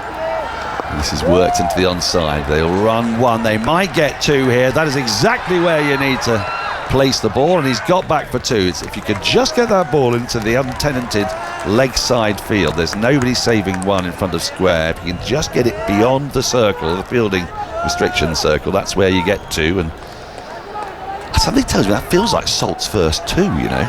Yeah, it's about touch, isn't it? Phil Salt is always such a power player, which means he's either getting a boundary or 1 every time when he hits the fielder in the deep. 61 for 3. Well, Alagay in again. Salt on strike. Ooh, can only defend the ball back to the bowler. No run. I mentioned Batam Nasanka's incredible wonder catch off Glenn Maxwell. Well, that was up there on the BBC Sport website and app, because we have in-play clips, we have highlights of all the big moments. Check that out. So Will Alagay is in again. Tossed up. Crunched? Not really. Stroked up to long off for another single and no more as Kamal Mishara does the fielding. Every ball of every game on BBC Sport Network, on the website, on the app, on Sports Extra, and also on the ICC app. As I say, you can check out some of the great moments within the game with video clips on the website and the app. 62 for 3 England, halfway through the 10th over. We're nearly at the halfway stage, and England are, I would say, 25 runs short of where they would want to be at this stage. No one's reached double figures in the innings so far apart from Salt, who's still there on 37. Brook on strike, comes down a wicket, crunches that back over the bowler's head for 4. He moves to 12. Good use of the feet, hit to the onside of straight, a couple of bounces. Dushan Hamantha had absolutely no chance. He's not that wide at long on, but he's too wide to be able to get that, because that has come right out of the middle of Harry Brook's bat, over the top of Salt and on striker's end. And more intent from Brook, just to see him using the feet. I thought the previous ball, the one that was looped up to Salt where he got the single, Phil Salt in full floor would have just got down and whacked that over the leg side somewhere for 6, taking it on the full. Well, Alagay in, and down a wicket again comes Brook, but he sees him coming and adjusts his length, plays it short. Now they're coming back for another 2. This could be tight. Salt is home at the non-striker's end. Good throw, but really good running from Salt. Brook to 14, 9 runs have come off the over with a ball to go. And Salt is now down on his haunches. He's quite tired there. Suddenly he is running twos, but he's running very tight twos. Brook to 14 off 6. He's going to use his feet again. There's a long on and a long off, back deep mid-wicket, deep square. Will Alligay into him. Tossed up slow. Hits the pad. Looks close. Given. Umpire's given it. Harry Brook's gone straight up. Does he think it's going down leg? I'm not so sure. If that's straightened at all, Adrian Holdstock, the umpire, had no doubt it was a slower ball. Felt like pace was taken right off that. And if Brook is out here, he's going to be furious with himself. It is exactly the way he talked about not wanting to get out. We have player review for LBW. Original decision is out. I have checked the feed. It's a fair delivery. Looking at the split screen. Just keep it going, please. Keep it going. Okay, clear gap between bat and ball. Can we go to ball tracking, please? Nitin Menon is in the chair, and it struck him in front of middle and leg. I don't think it's straightened. It's only we are waiting for ball tracking. Can only be missing leg stump that'll save him, isn't it, Brook? That's all it can be, but I'm not sure he's going to. He's not got a big stride in. Pitching in line, impact in line. Wickets umpire's call. Thank you. I'll go back to Adrian on field. Well, England will. Adrian, you can stay with your decision. Stand by. You're on screen now. You can signal out. England will retain the review, but they'll lose their captain. 68 for 4 at the halfway stage. 10 overs gone. Goodness me, to the delight of the Sri Lankan fans. And Matt Henry, who did an interview with Harry Brook, and he said that what he wanted was fearlessness. What he didn't want was people getting out, chipping to cover.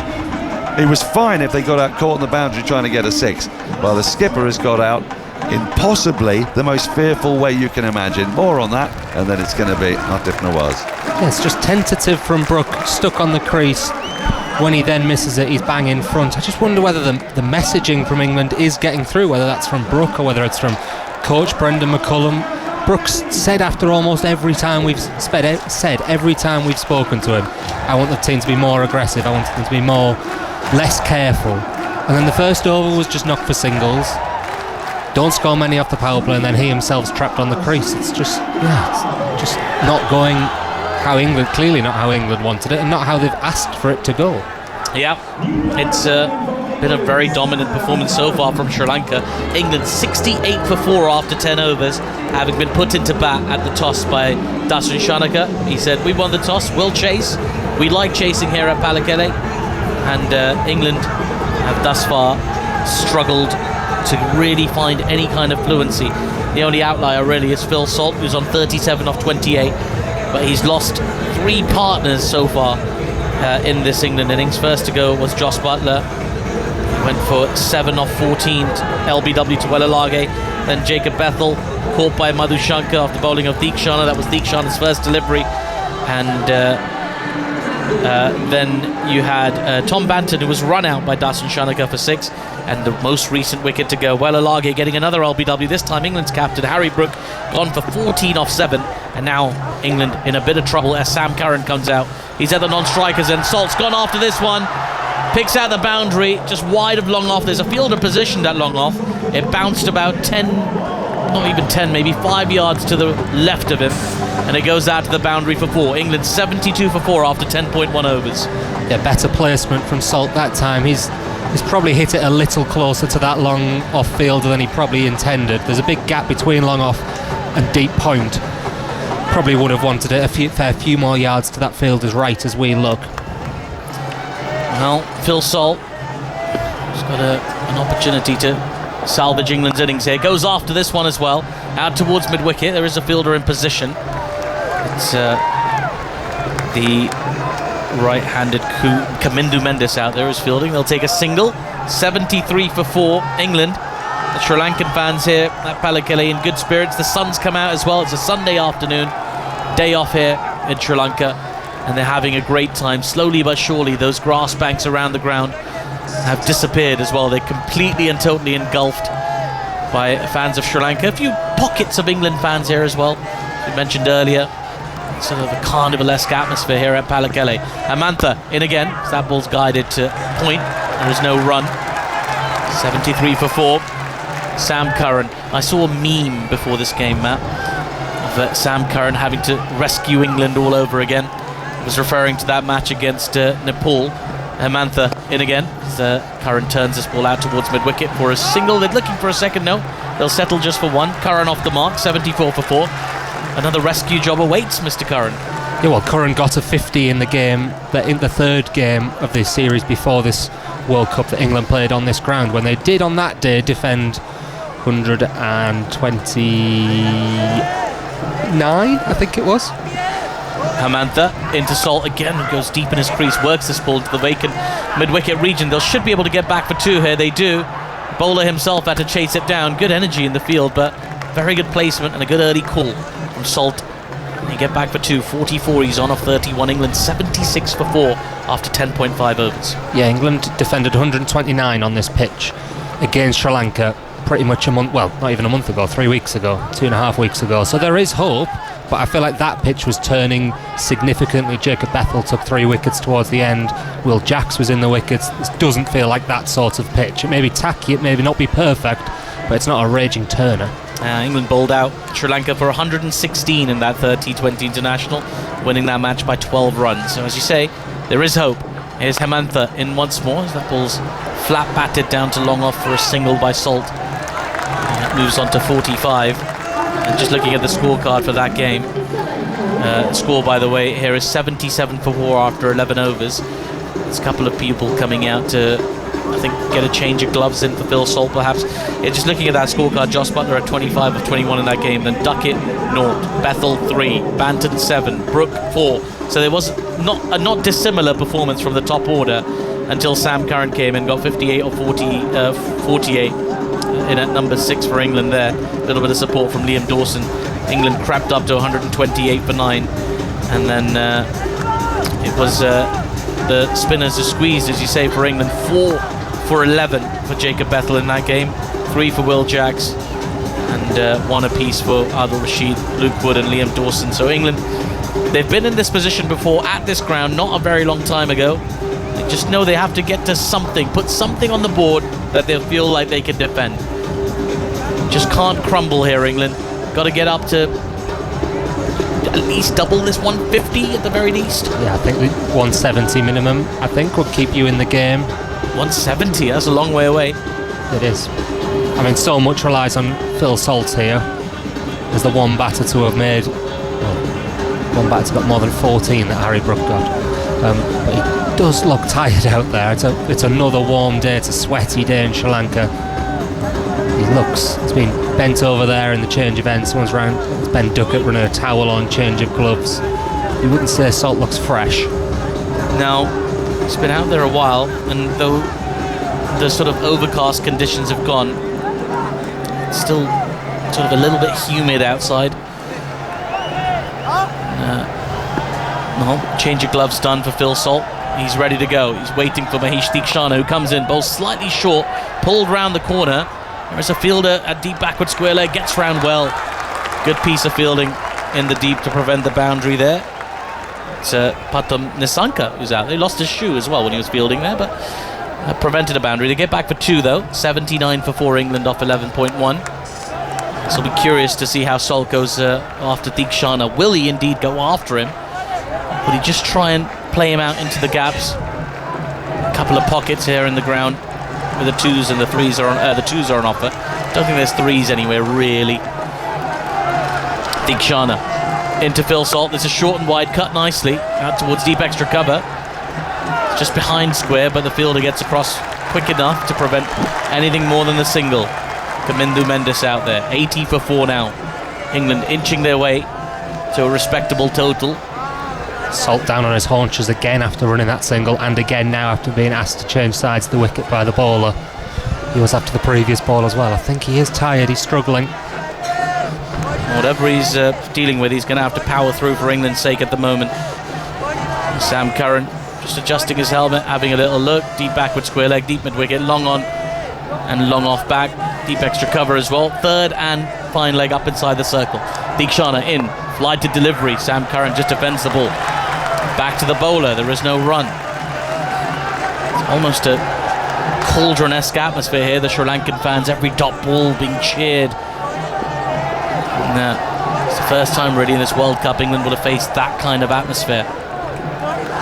Deekshana takes a few steps, and he comes, delivers to Sam Curran, who punches this ball down to long on for a single. Right now, it's a bit of a squeeze here from Sri Lanka, who've been really applying themselves well, come into this game with excellent energy. You wouldn't have begrudged them a slight dip after that loss to Zimbabwe, which I think took everybody by surprise a little bit, but Zimbabwe have been buoyant in this World Cup. Convincing victory over Australia early doors as well. Deekshana into Salt, who plays this ball slightly uppishly down towards long off. He got the crowd a bit interested for a second. It was a long bounced a long way short of Wellalage down at long off. 82 for 4. It's really just a mass of people here, isn't it, Matt? It's not a massive stadium either, so it's really just everybody's sort of cramped in. Packed in on the banks down the side to our right, really close up against the railings. Deekshana into Curran, who drives quite pleasingly down towards long off. He'll pick up another single, just keeping things very tidy is Deekshana. England happy to just tick along for now. 83 for 4 after 12 overs. That last one going in a runner ball. It's now been 11 balls since the last boundary. As Spider Cam whizzes across the ground, dipping really low as it goes past. And over the years, cricketers have got used to Spider Cam, but I do wonder what some of the players of the 80s and 90s would have made of it. Can't imagine Jeffrey Boycott would have enjoyed batting with Spider Cam. No, sorry, I'm distracted watching Phil Salt again there. He's on his haunches, middle of the pitch while the umpire has a word. I wonder if the umpire's just hurrying him along here, because it's after almost every ball he's down on his haunches. I wonder whether he's saying to him, if you're struggling, off you go. Yeah, England can ill afford that right now. Still batting to come. Will Jacks, Liam Dawson, still in the dugout for England, but it's Salt who's found fluency. Hemantha in for his final over. Fly to delivery, which Sam Curran just defends gently into the covers, no run. Now, he's been very impressive today. Dushan Hemantha bowling his final over now, 0 for 27. Did go after him, did Salt previously, as Hemantha in once more. Curran turns this ball down towards mid-wicket. He'll pick up a single.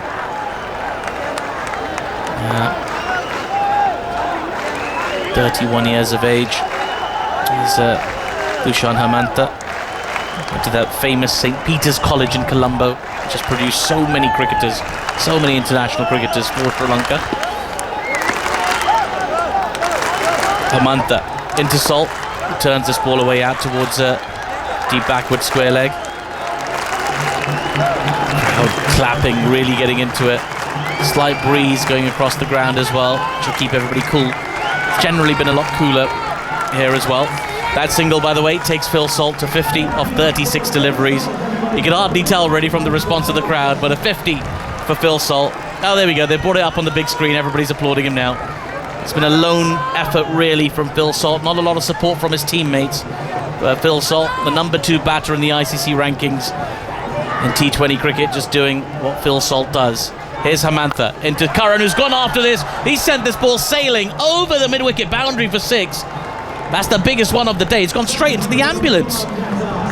Big shot from Sam Curran. 91 for 4 England after 12.4. I'm annoyed. One ball ago, Atif, I was about to say how long until we see the Sam Curran slog sweep.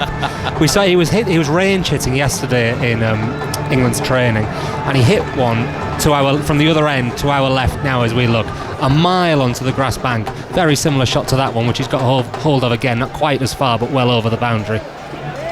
That was such a big shot. It looked like it was a shot from another game, the way things have been going today. Curran into double figures with that big hit. Hemantha into Curran again. A bit fuller and faster, predictably, as that's driven down towards long off for a single. Now, well, that shot just energized both these players. Phil Salt, he hasn't bed down for a while now, so there's been at least 3 deliveries, which is an improvement over the previous sequence where he would sort of go down after each one. He's got to hold it together as Phil Salt. That's Hemantha in, short and wide, and Salt hits it hard out towards deep extra cover. Fielder had a long way to get round. They should get back for 2, and they do.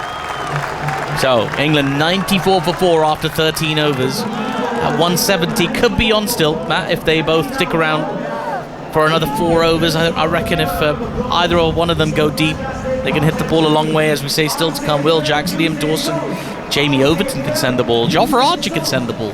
Yeah, well, Jacks will be the one, because he has been one of the players who has been in good form. 2 really good contributions in this finisher role that he's not traditionally been one that he's played in franchise cricket or previously in international cricket, but England have backed him in this finisher role over the last year or so, and it has paid off so far. He got good contribution in the first game against Nepal, which proves to be essential for England to go on and win, and then he did it again against Italy, wasn't it? I think it's just checking here. It was 50 indeed. against 50. His first T20 50 against Italy. 53 not out.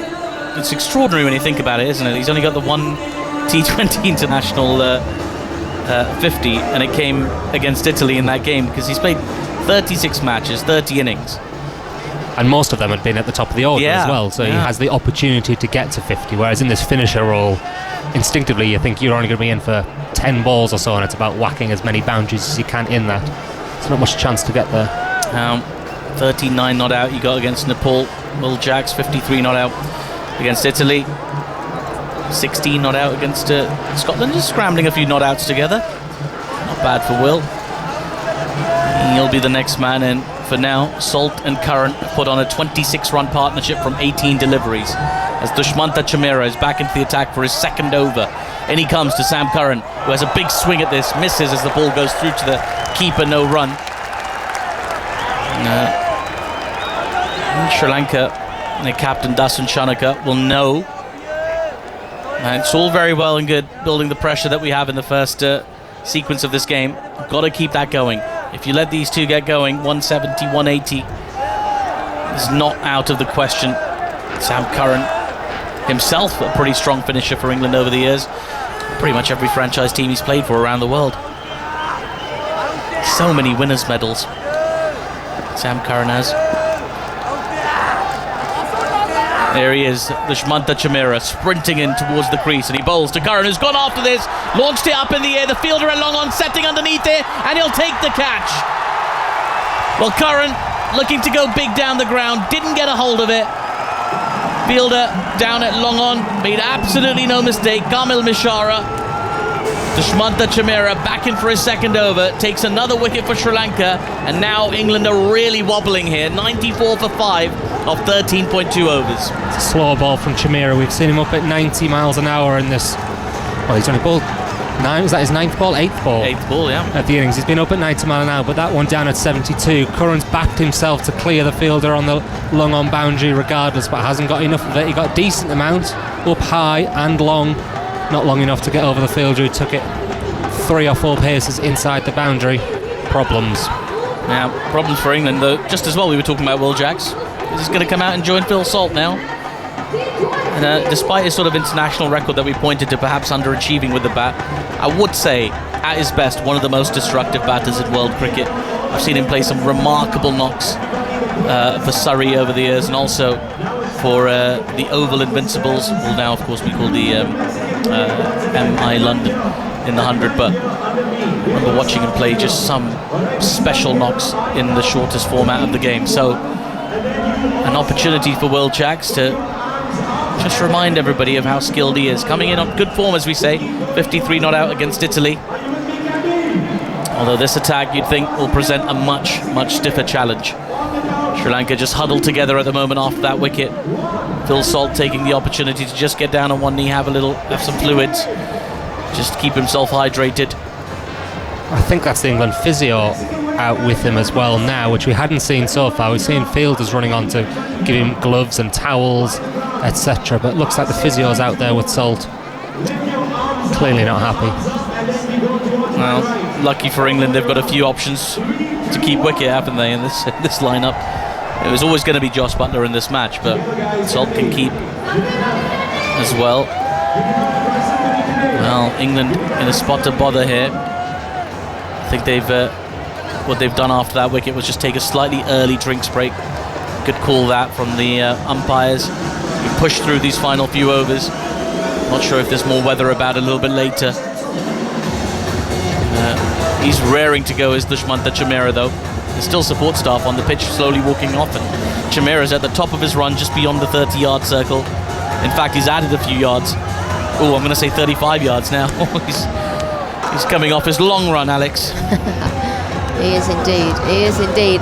Well, Sri Lanka on top here, and this partnership now between Salt and Jax is absolutely crucial. You've still got Jamie Overton and Liam Dawson, Jofra Archer, but in the 14th over of this T20, and I would have expected England to have had a few more on the board by now. Yeah, it's sooner than you want your finisher walking in, isn't it? Well, Jags, Matt Henry was talking about it, that's his role. And this side finished strongly for England. He's got the better part of 7 overs to bat now, as Jags. T20 ranking doesn't do him any justice. 93 in the world with the bat. Higher up in the all-rounder rankings, though. Now then, Chameera just sort of runs on the spot on the top of his run, builds up ahead of steam, as in he comes to Will Jax, full and fast, Yorker length delivery, which Jax digs out to cover. That was fast and furious, that, from Dushmantha Chameera. How quick was that? Did we get a speed gun rating on it? No, we didn't, but it felt quick. 94 for 5 England off 13.3. 140 kilometres. Thank you. Yeah, a lot of information from me. 149 kilometres per hour. 90 miles an hour. Is that what it is? Yeah. I never know what kilometres per hour mean. It is a bit tricky. Are we the only country that uses miles an hour, though? America. Dushmantha Chameera into Jax, who makes a bit of room, steps outside leg stump and punches this ball out towards deep backward point. They'll take a single. The fielder collects the ball just in front of an AFC Bournemouth flag. Because we do miles an hour, don't we? But then I would say I'm going for a 5k run. Not a 3.1. Marathons are in Ks, aren't they, usually? No, marathons are in miles. Miles are miles. So what's a 5k, a 10k? I'm going to do a 10k, I'm going to do a 5k. Yeah, the 5k is like 3.1, 3.2 miles. We've got to get some unity in the world's measurements, haven't we? We're upside down. Do you ever notice that when you get your Maps app open on your phone, it'll switch to meters in some countries and miles in others? Yeah. If you ever go to France, for example, it'll switch to meters. Confusing. Right. Dushmantha Chameera. And he comes to Phil Salt. Clobbers this ball out towards deep extra cover. Fielder. Oh, he's fumbled it. Oh, my goodness, it's gone through him. That is an absolute shocker in the deep from Kamindu Mendes. Oh, my goodness, it's gone right through him. It was a regulation slide. The ball was coming to him. Okay, had to go about 3 yards to his left-hand side. But he's made an absolute meal out of that. Did all the hard work. Oh, through his legs. No, that's awful. Awful. England 99 for 5 off 13.5 overs. Yeah, he covered the ground there as well, hadn't he? Running around to his right-hand side, and then whoops-a-daisy, through his legs for 4. And suddenly an over from Chameera that had only gone for 1 and got a wicket has now gone for 5, and there's still a ball to go. Salt on 56 off 38 is on strike as Chameera is in. Short, and Salt has lifted this ball out towards deep backward square leg over the boundary for 6. Well, didn't even follow through on that shot, really. Phil Salt just sort of met the ball with the bat, but had enough on it to lift the ball over the boundary for 6. It's his second 6, and it takes England past the 100 mark, 105 for 5 after 14 overs. That's a lovely shot from Phil Salt. I did think he was going to pick out that fielder on the deep square boundary, but it's gone too fine, and Phil Salt is England's only hope, really, here. Yeah, I think I did him a disservice, really. Kind of hooked it perfectly. It's a shorter boundary at that angle as well. 69 metres is the distance the ball went. Just finer than the Sri Lankans would have wanted. Just 5-6 metres square of the fielder at deep backward square leg. But England looking to build a bit of momentum. It's all coming from one man at the moment. Phil Salt, 62 off 39. Wellalage is about to bowl his final over. 2 for 25, his figures so far. 2 big wickets for him as well. Both LBW. Kept things very straight. And Will Jax just has to be careful here. You would have seen the way Harry Brook and Butler were dismissed. Gets forward and drives the ball, does Jax, down towards long off for a single. 106 for 5 or 14.1. It's a test here for Phil Salt. Clearly He just needs to carry on doing what he's doing here, does Phil Salt. Get England up to a decent total. Can they go try and push it to 9 and over now? As well, Alage in. Salt's gone after it, hit the ball down the ground. Fielder getting round and takes the catch. It's Dushan who takes the catch. Well, Phil Salt was going really well. Tried to clear the boundary down the ground. It's a long boundary at that angle. Well, Alage taking the pace off the ball, and Dushan Hemantha made absolutely no mistake at long off. Well, Phil Salt's innings comes to an end on 62 of 40, and England are now 6 down at 106 off 14.2 overs. Yeah, it's such a crucial time to lose a wicket. Phil Salt knows it as well. He's on his haunches. He's walking off very, very slowly. He's just gifted that one down long off's throat. Look, he's backing himself to clear him. He's backing himself to hit the ball. It's probably a little bit wider of that long off fielder. But that's a crucial time for England. He's the only man out there that's managed to get above 10 runs, 12 runs. 14 runs, yeah. Harry Brook, the next top scorer, with 14 off 7. Salt goes for 62 off 40. And for me there, he's got to, and I understand, I just said he's got to carry on the way he is, and the way he's been playing, but also not throw it away. For me, that just seems like he's thrown it away. It did look slightly tired, but is the wrong word, but he was feeling something. He'd been on his haunches a few times, bending down, trying to get his breath. The physio had come out to see him in the drinks break as well. Maybe a little bit of fatigue or tiredness or something was affecting him, and it did look the shot of a man who wasn't altogether present. Well, he has given England something though. 62 off 40. It's a lot more than anybody else has put together today, as Liam Dawson makes his way out to join Will Jacks. Well, Alage into Dawson, who again goes back in his crease, pats the ball back to the bowler, makes an acrobatic stop as well. Alage 106 for 6. The score remains of 14.3. I know Dan's going to be really good at these permutations, as he always is, and he'll probably explain it to me when he comes on air, but it feels like a massive loss if England lose this. Again, forward in defence, back to the bowler, no run. Yeah, it certainly would be, because two sides have already got 1 point apiece. So Pakistan and New Zealand, because of yesterday's rained off game, get a point each. Sri Lanka, if they win this, would have 2, and England would be at the bottom with 0. Well, Alage into Dawson, who pushes this ball again to cover.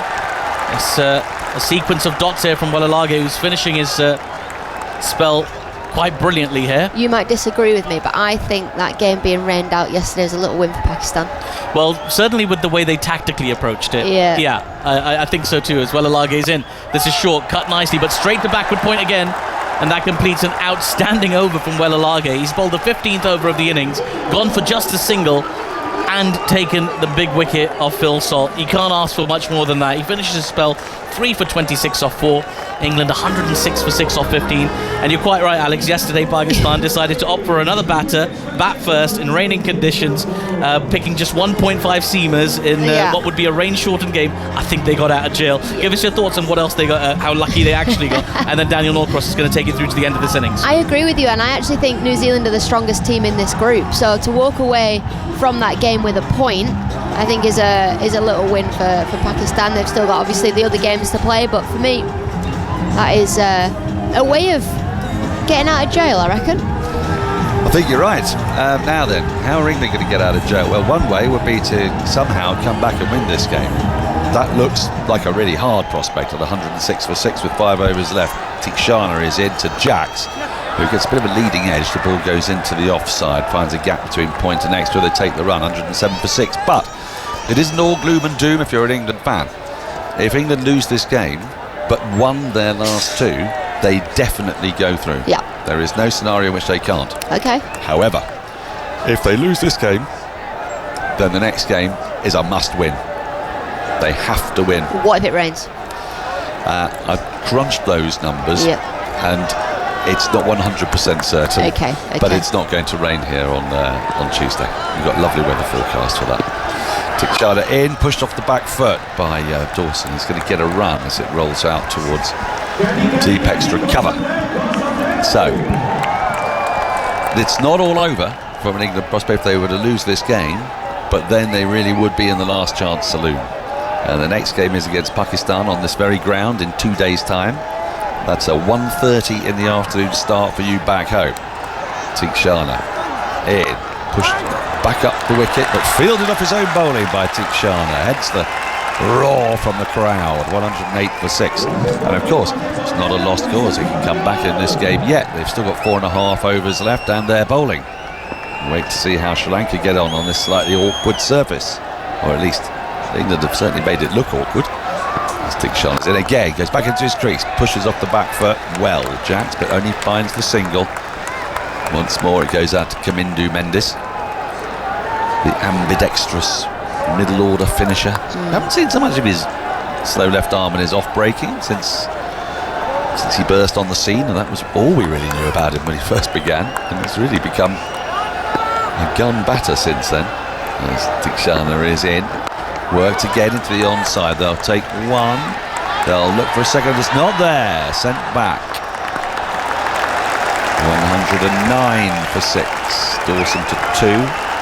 There have been 7 4s and 3 6s in this innings, and nearly all of those have been hit by Phil Salt. He made 62 off 40. He didn't look in the best of health. He looked absolutely exhausted, didn't he? Down on his haunches time and time again. Whether it's the heat, whether he's bringing a bug with him, or who knows. Tikshana in, driven mercilessly over extra cover, 1 bounce 4. That's a very Will Jack shot. The one time Tikshana just slightly over pitched, got onto it, got it up and over the infield with real ferocity. Ends the over on a high for England. They're 114 for 6 with 4 overs remaining. He's got a great strike rate at this part of the innings, as Will Jackson. England are certainly going to need him here. He's just moving around in his crease a little bit, creating a different angle, which we've not seen too many people do today against this Sri Lanka bowling attack. He steps right outside off stump to crunch the ball up and over extra cover. That is only the second 4 hit by an England batter not called Phil Salt today. Who was the other one? Harry Brook hit 1 4, yes. And Sam Curran hit the only other boundary, a 6. We've had 8 4s and 3 6s, and 6 4s and 2 6s were hit by Phil Salt. So Will Jacks, Harry Brook have each hit a 4, Sam Curran has hit a 6, and no one else has found the boundary. It's been that kind of day for England. Maybe that hints at awkwardness in the surface. Very fine batters in there: Butler, Bethel, Banton, Brook, the 4 Bs, as they're probably not destined to be known. I don't think they're quite going to get into the 3 Ws category, but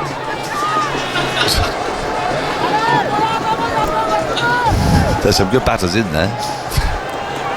However, Jamira is going to continue, or start again I should say, from the far end, the Huntana end, and he's been round the wicket. We saw him do this against Australia to great effect.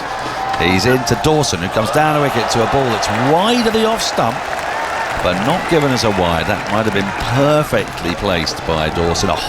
It's a brilliant angle if you can get that right. Yeah. Right arm round the wicket. Well, that's wide Yorker. Oof, perfect. Well, that one's the bluff, isn't it, as well? You know, Dawson's not thinking he's going to bowl the Yorker. He's coming down the pitch to try and meet the ball, pitch it on leg stump so he can flick it into the onside. Yep. Probably saw him coming, did Chamira. But it takes such skill to bowl right arm round the wicket and find the block hole and it not be a wide. You've got slightly less margin for error outside the off stump. Be wide enough not to be hit, because it'll be squirted down to deep third.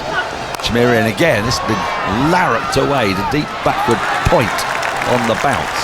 But just take the single. I think that's Kamindu Mendis again. He's going from one side to the other here, Kamindu Mendis. He's performed a pretty ugly misfield, but other than that, I can't think of anything else that's really gone wrong with the Sri Lankan fielding effort today for the most part, can you? No, there was one earlier on that just dropped short of Tikshana at short third, and it raced away for 4, but it wasn't a chance, was it? No, it dropped short. He probably should have stopped it, but he was going for the catch. Yeah. Right, Jack's on strike. He's England's really last chance to inject some real power into the back end of the innings. He's on strike. Round the wicket is Jamira, and that's being hammered out over, well, where's that gone? Way over deep extra cover for 4. Fine shot that. It was probably 2 or 3 metres away from mid-off, but he's just crunched it, and with the angle of the delivery, it's just carried on going away from mid-off towards extra cover. Wide outside the off stump, flat batted, almost like a tennis backhand. wallop. There's absolutely nothing mid-off. Mid-off just went, oh, that's going quick. It sped away. I completely lost it. And he's on his weight's on the front foot, but he's playing like a front foot cut through extra cover, which is a sort of baseball-y type shot, I suppose. Trying to get it into the V. Chamira into him again. Very wide, the off stump. That'll be a wide. Takes England to 120 for 6 with 21 balls remaining. It's a good leave that from Will Jacks. Yeah. Happy with that. Yeah, you like a good leave at the right time. Leaving for a wide. No, well, just the awareness. Because your ticker's going a bit. And there's a certain degree of anxiety with 21 balls remaining, 4 wickets in hand, looking to get at least 2 a ball. Feeling like 160 gives you something to bowl at. Yeah. Even 150, I mean, it's not very ambitious, 150, but that might be what they have to settle for at this stage, with Overton, Archer and Rashid to come. Here comes Chamira. Jacks in, wallops that back past the bowler, didn't time it perfectly. Dawson thinks of a second it isn't there as Will Jacks raises his hand and says, nah, don't worry. 7 off the over with 2 balls to go. We're at the 100 ball mark, 121 for 6. Well, if it was the 100, Wouldn't be enough. Wouldn't be enough. People screaming, it's not the 100. No, it isn't. Oh, very well. But I'm not sure it's enough in a T20 international either. Dawson on strike. Interesting they sent Dawson in, not Overton. I thought that. I didn't know whether it's because spin was on. I think it was that. I wondered if it was because the word had got out. It's an awkward pitch. We need somebody who's just going to be able to just knock the ones, get Jacks back on strike rather than Overton, who's kind of slightly more agricultural in his approach. But Not nicer than I would have said that. yeah. Chamira in. This has been hacked into the onside. Ugly shot, but they should get 2. They will get 2 comfortably as it goes out to deep square leg. Dawson moves to 5, 123 for 9. That's something of a result for England at this stage. Again, another player who's really struggling to time the ball on this surface. So yeah, it's just a reminder. We're now into 2 groups of 6. And coming up later, Henry Moran and Prakash Wakanka are in Ahmedabad to watch India against South Africa starting their Super 8s campaign. A lip-smacking prospect that one is. That's coming up at 1:30 your time back in the UK as Chamira is into Dawson. Goes across his crease and then just pushes the ball, full wide ball into the offside. It's picked up a short extra cover. They only get the single, but 10 off the over. Probably a result at this stage of Chamira, who's bowled 3 now, 124 for 6, 3 overs left to be bowled, 1 from Madhushanka, you'd imagine, 1 from Tikshana and 1 from Chamira. Yeah, they've got to get 10 over minimum here, England, haven't they? We were talking about what that'll get them. It'll get them 154. And if they just got one full toss, went for 6, that might get them to 160. Yeah, you know what 160. I would like 160. It feels like England would have done well to get 160. Yeah. Well, after being 68 for 4, yeah, quite living so slowly in the power play. I mean, so slowly up front, and it wasn't for want of trying. And Sri Lanka bowled really well here. Here comes Tikshana to bowl his last over. Down the wicket comes Dawson. He could be out here, and he will be. Dawson goes. He came down the wicket, looking to go straight in the end. He didn't get near it. Tikshana bowled that nicely, just held back the pace, and it just went looping in a gentle parabola into the hands of Dasan Chanaka, the skipper, at a roundabout cover, really, only a yard or 2 outside the circle. He knew the moment he'd hit it that he didn't get anything like it, hadn't got anything like enough on it. And England lose their 7th, 124 for 7. I don't think that's necessarily a bad thing. Back end of the innings now, Jamie Overton to the crease. He's either gonna come off or not. He's one of those players, and he's just a hitter. So he's not going to look to put Jacks on strike. He's just going to try and wallop. Yeah, he's got to try and hit everything for 6. Yeah. Well, he comes out, the big burly figure of JB Overton, and he's kind of in this team to do this, really. to be able to inject some real power at the end of the innings should it be required. It's a bit of a floater. Does he go up the order sometime when there's 3 or 4 overs, 3 overs left, say, and 4 down ahead of Curran, for example? In this instance, he's been held back because wickets have fallen. And look, he could easily send one straight up the chimney and be gone first ball, or he could send it sailing into our commentary box. Yeah. I'm going to go with the latter. You think so? I think first ball, he's going to swing and connect. Right. And I'm just guessing. We'll see. Tinkshana is into Overton. Crouches, waits, and then defence. He as I suspected might happen, he played an immaculate forward defensive that Geoffrey Boycott would be, and Sunil Gavaskar for that matter, would be delighted with. And I'm going to go stupid. So in next week, just had it's the one-sighter. He's allowed himself the one-sighter. I think this one. Oh. Here we go. Tinkshana in. Overton. Oh, tries to cut a wide ball that's given us a wide. He did think about using his feet there, didn't he? Yeah. You could just see he was just twitching and then saw the trajectory of the ball was wide outside the off stump. Well, I think Sean will be very aware of that, but he's got such a long stride. He might try and play it from the crease, but he twitched as if he was coming after the bowler. 125 for 7. I think Shana in. Short and just dab back to the bowler, no run. Well. What's happening? I don't know.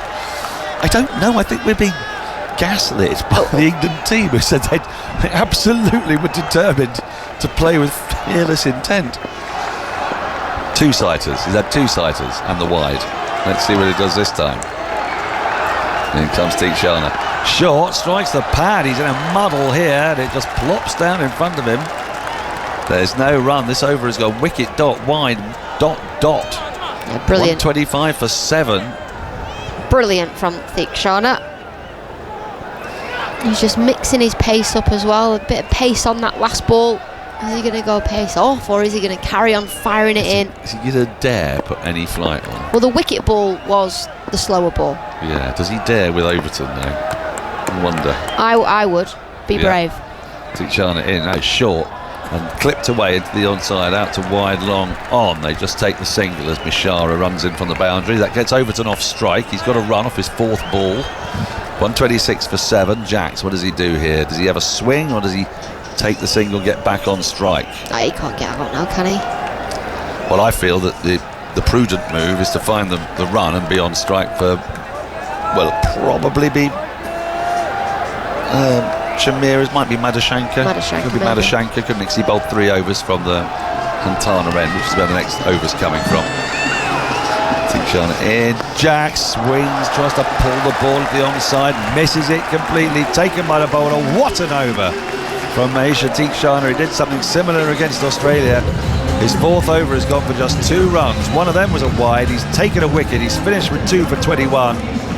Welalage with 3 for 26 off 4. The spinners, they've come off today. So Madhushanka's got 1 left. Chameera's got 1 left. I mean, Madhushanka only went for 16. And Overton is on strike. And this will be a test for him, because we've seen Madhushanka, he's no mug, left arm over the wicket. Yeah, pace on the ball as well will suit Jamie Overton. But really, everybody's really struggling out there. You've got to look for those cutters, those wide Yorkers. Just looking at Tinkshana's last over, not a slower ball in sight. This is pushed into the offside by Overton. He just seems happy. It's a full ball. He just seems happy to give Jacks a strike, and Jacks is happy to take it. First one, and then it was all pace on. 92 was that one. It went up to 106, didn't it? There was nothing really slow. There was nothing there's no Adil Rashid. 85s or 88s or anything like that. Stayed firmly in the sort of 60 zone and beyond. But you only have to change it by a couple of miles an hour to fox the batter. Yes. Yeah, slowest ball about 58. Right, here comes Madhushanka into Jacks. Jacks tries to hammer this at the offside and succeeds. That's a crunching shot past the left hand of extra cover. Taken on the full. Fielder had no chance. England 131 for 7. 10 balls left in the innings. Jack's the only other man who's really been able to find the boundary with regularity. He's hit 3 fours now, 3 of England's 10 fours. He's going to have to face the majority of these final deliveries as well, is Will Jacks. 10 balls left. He has to face at least 6 of them. Yep. The short thirds in place. There's a long off and a long on. Short fine leg. You'd imagine it's going to be full. Here he comes, Madashanka. It is full. It's wide of the off stump, and it's not given as a wide. Expert bowling from the left armour. Not especially quick, 132 kilometres an hour, so that's about 82.5 miles an hour. Not really bearing his pace particularly here, but he's trying to get it full, and that one was just inside the tram lines. We see the replay on that. Just perfect, absolutely perfect. That's one thing Sri Lanka have done so well today, is those wide Yorkers. They've just nailed them. With the angle. Now full driven out to extra cover again. It's going to be 4 more. He likes it there, does Jacks. That's the one problem. He's trying to access that wide line, and he's trying to get it as full as he can, but not full enough for it to be a full toss. And just a couple of times that one became a half volley. It was so nearly a Yorker, it needed about another 4 inches, but well, actually, in fairness to Jacks, he's played that brilliantly because he's got deep in the crease. Oh yeah, no, I think the execution is fine. It was brilliant batting from Will Jacks, like you say. He's gone deep in his crease, so he's changing the length of the ball. 135 for 7. Bit of cat and mouse here. Jacks knows what Madashanka's trying to do. Does he change it up at all? The field isn't there. Well, the field has changed slightly actually. We've got a deep extra cover because twice that ball's gone there. So long off, it's come up to mid off, and a deep extra cover's gone back. So can he manage to go straight and over the top of mid off? Comes down a wicket to that effect. This could be out. It's squirting away. Fielders underneath it. Takes it. Jacks is gone. It's a good catch in the end, running in from deep backward point. Jacks departs for 21. He came charging down the wicket. All he could do though was Madashanka put it a little wide of him. So took it on the full. It squirted off the outside half of his bat, and Walalage ran in from the deep backward point boundary. Took a good catch. England at 8 down with 1 ball remaining in the 19th over. And well, 150 is looking some distance away here now. It really is. He's just given himself too much room there. There's Will Jacks. He stepped outside the off stump, and he's having to reach for it outside the off stump. Gets caught at deep backward point. Deep backward point. Yeah, I'm going with that. Backward point. And there's just a camera shot of England captain Harry Brook, which we can see him directly opposite us right now, just sat on his own. How's he looking? Glub. Well, he's got to believe that his bowlers can defend this. He's got to believe that this pitch is the reason why almost nobody has been able to hit the boundaries with any regularity.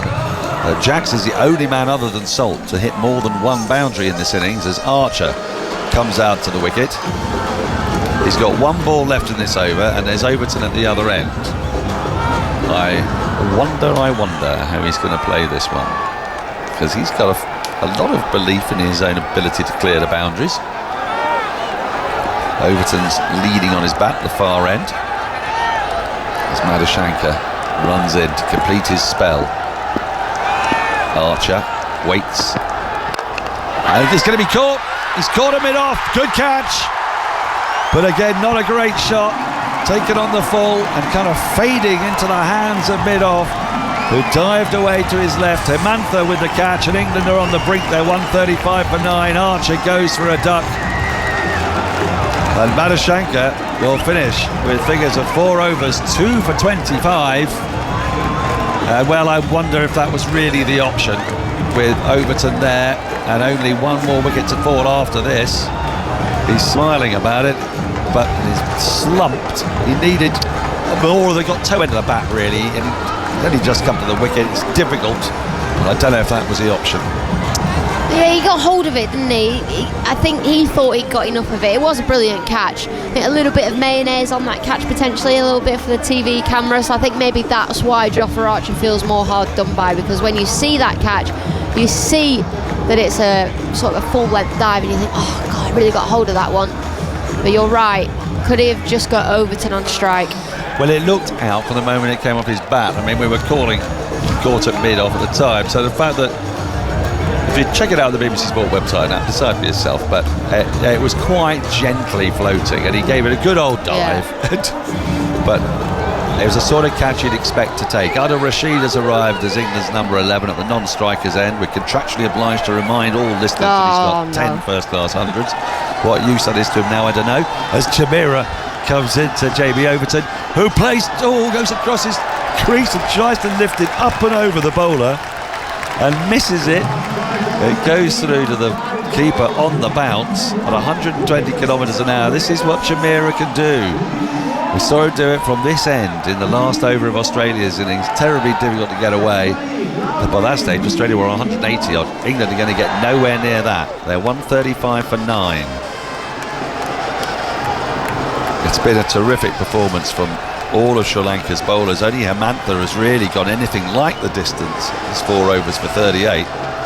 Everyone else has read the conditions perfectly, and England have not really had answers. As Chamira is into Overton with fine leg and third up. That's why he was playing that shot. Now then, he muscles this down the ground, and it's bounced in front of Long On, who didn't even try for that. Oh, now then. They've come back for a second. Well, how did they get back for the second? I don't know, because I'm looking at all these teammates are staring at him, and rightly so. It's Camille down there, the opening batter, and it was an absolute refusal. It's bounced about 4 metres in front of him. Jamie Overton thinks he's out, and then he's like, hang on a minute, we'll run 2 because he's not even going to attack the ball. And then he threw at the striker's end, so bad. And it was a terrible throw. I mean, that's bizarre how they got back for 2 as well. That's just a rare bit of awful cricket from Sri Lanka today. 137 for 9. Overton facing up. Chamira whacks down the ground all the way for 6. Into the side screen. Bit of width. And those long levers, powerful shoulders. Takes the ball all the way. 143 for 9. 3 balls remain. Well, if I'm the bowler here, I'm looking straight at the teammate that's refused the one before and said, what are you doing? Well, he's basically given away 8 runs there, isn't he? Because he could have taken the catch. This poor cricket. How often do you see a drop catch, the next one goes for 6? Or a boundary? Always happens. Yeah. And, what makes it sort of even worse is it wasn't even a drop. It was a refusal. A refusal, yeah. Something we were more used to seeing in the Grand National. I'd be saying, strap your pads on, you owe us 50. Well, he owes them 8 to start with. No. 50. Okay. No. Harsh critic. Well. Right, Chamira's changing his line of attack, interestingly. He's decided he doesn't want to be round the wicket anymore. He's going to come over the wicket, but fine leg and third are still up inside the circle. In he comes, elbows bent. Overton waits. And he gets one on the pads. They're going to run. Why would they run? They have run for reasons only they know. A leg by into the onside. The ball just trickles no more than 7 or 8 yards. I don't know why you would do that, because it now brings... Oh, they're actually referring this. This is going to be the single most pointless, futile referral I have ever seen. We have a player review for LBW. Original decision is not out. I've checked the feed. It's a fair delivery. Looking at the split screen. If they go to ball tracking. Let's keep it going, please. They will have just to, but... roll back again. I can see a gap between bat and ball. Well, mercifully. Because we can get to ball There's tracking. a clear gap between bat and ball. Ball tracking, please. Might even pitch outside leg. Probably. It's right arm over the wicket. How's this pitched impact outside is leg? outside, thank you. I'll go outside the leg stump. Gideon, you can stay with your decision. Outside the leg stump. You're on screen now, you can signal not out. Well, that was a wonderfully futile minute there, but it was only a minute, so well done. Well done, third umpire. Nitin Menon for giving that, well, the correct due process, but short shrift. Let's put it that way. But for some bizarre reason, Adil Rashid is now on strike, not Jamie Overton. They took that run. Chamira is in to him. It's dug out by Rashid. He takes the single. It's brilliantly dug out.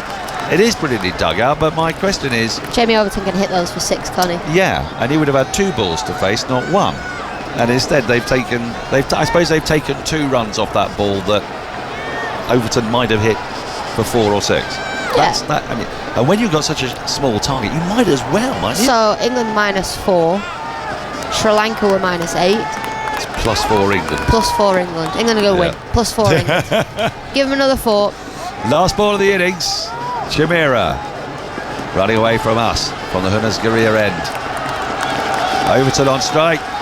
Oh, he goes for a big swing. He doesn't get anything on it, and he's really missed out there as Overton. He's annoyed, and he's also hurt himself because the ball has clattered off maybe a bit of inside edge onto instep. That wasn't the pitch, that was just eagerness and not connecting, but a leg bye to finish. England 146 for 9 in their 20 overs. It feels about 30 below par. And the whole innings did not get off to a great start, and it continued in that general vein. Overton remains unbeaten on 10, Rashid 1, the stars of the show, Well Alagay 3 for 26 from 4, Madhu Shankar 2 for 25 or 4 opened up. Tikshana bowled brilliantly in the middle, 2 for 21, and Chimera, who had to do a lot of the heavy lifting at the back end, bowled really well. 1 for 34 in 4, Hemantha the only other bowler used, none for 38 in 4 for England. The star, you can call it that, well, he is a star I suppose in this context, Phil Salt 62 from 40 balls.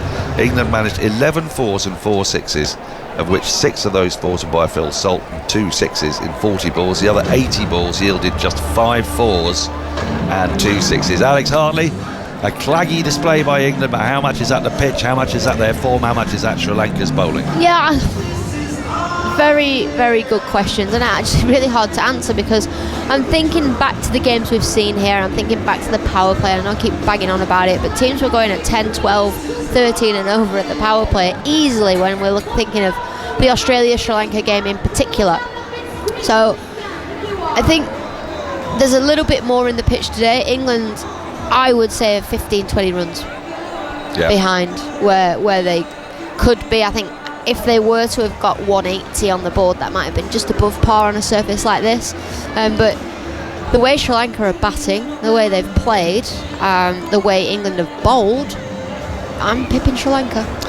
Well, a weird anomaly, and it's been part of England throughout this tournament. Their highest partnership, their only partnership to get over 19 was for the 5th wicket when they added 26.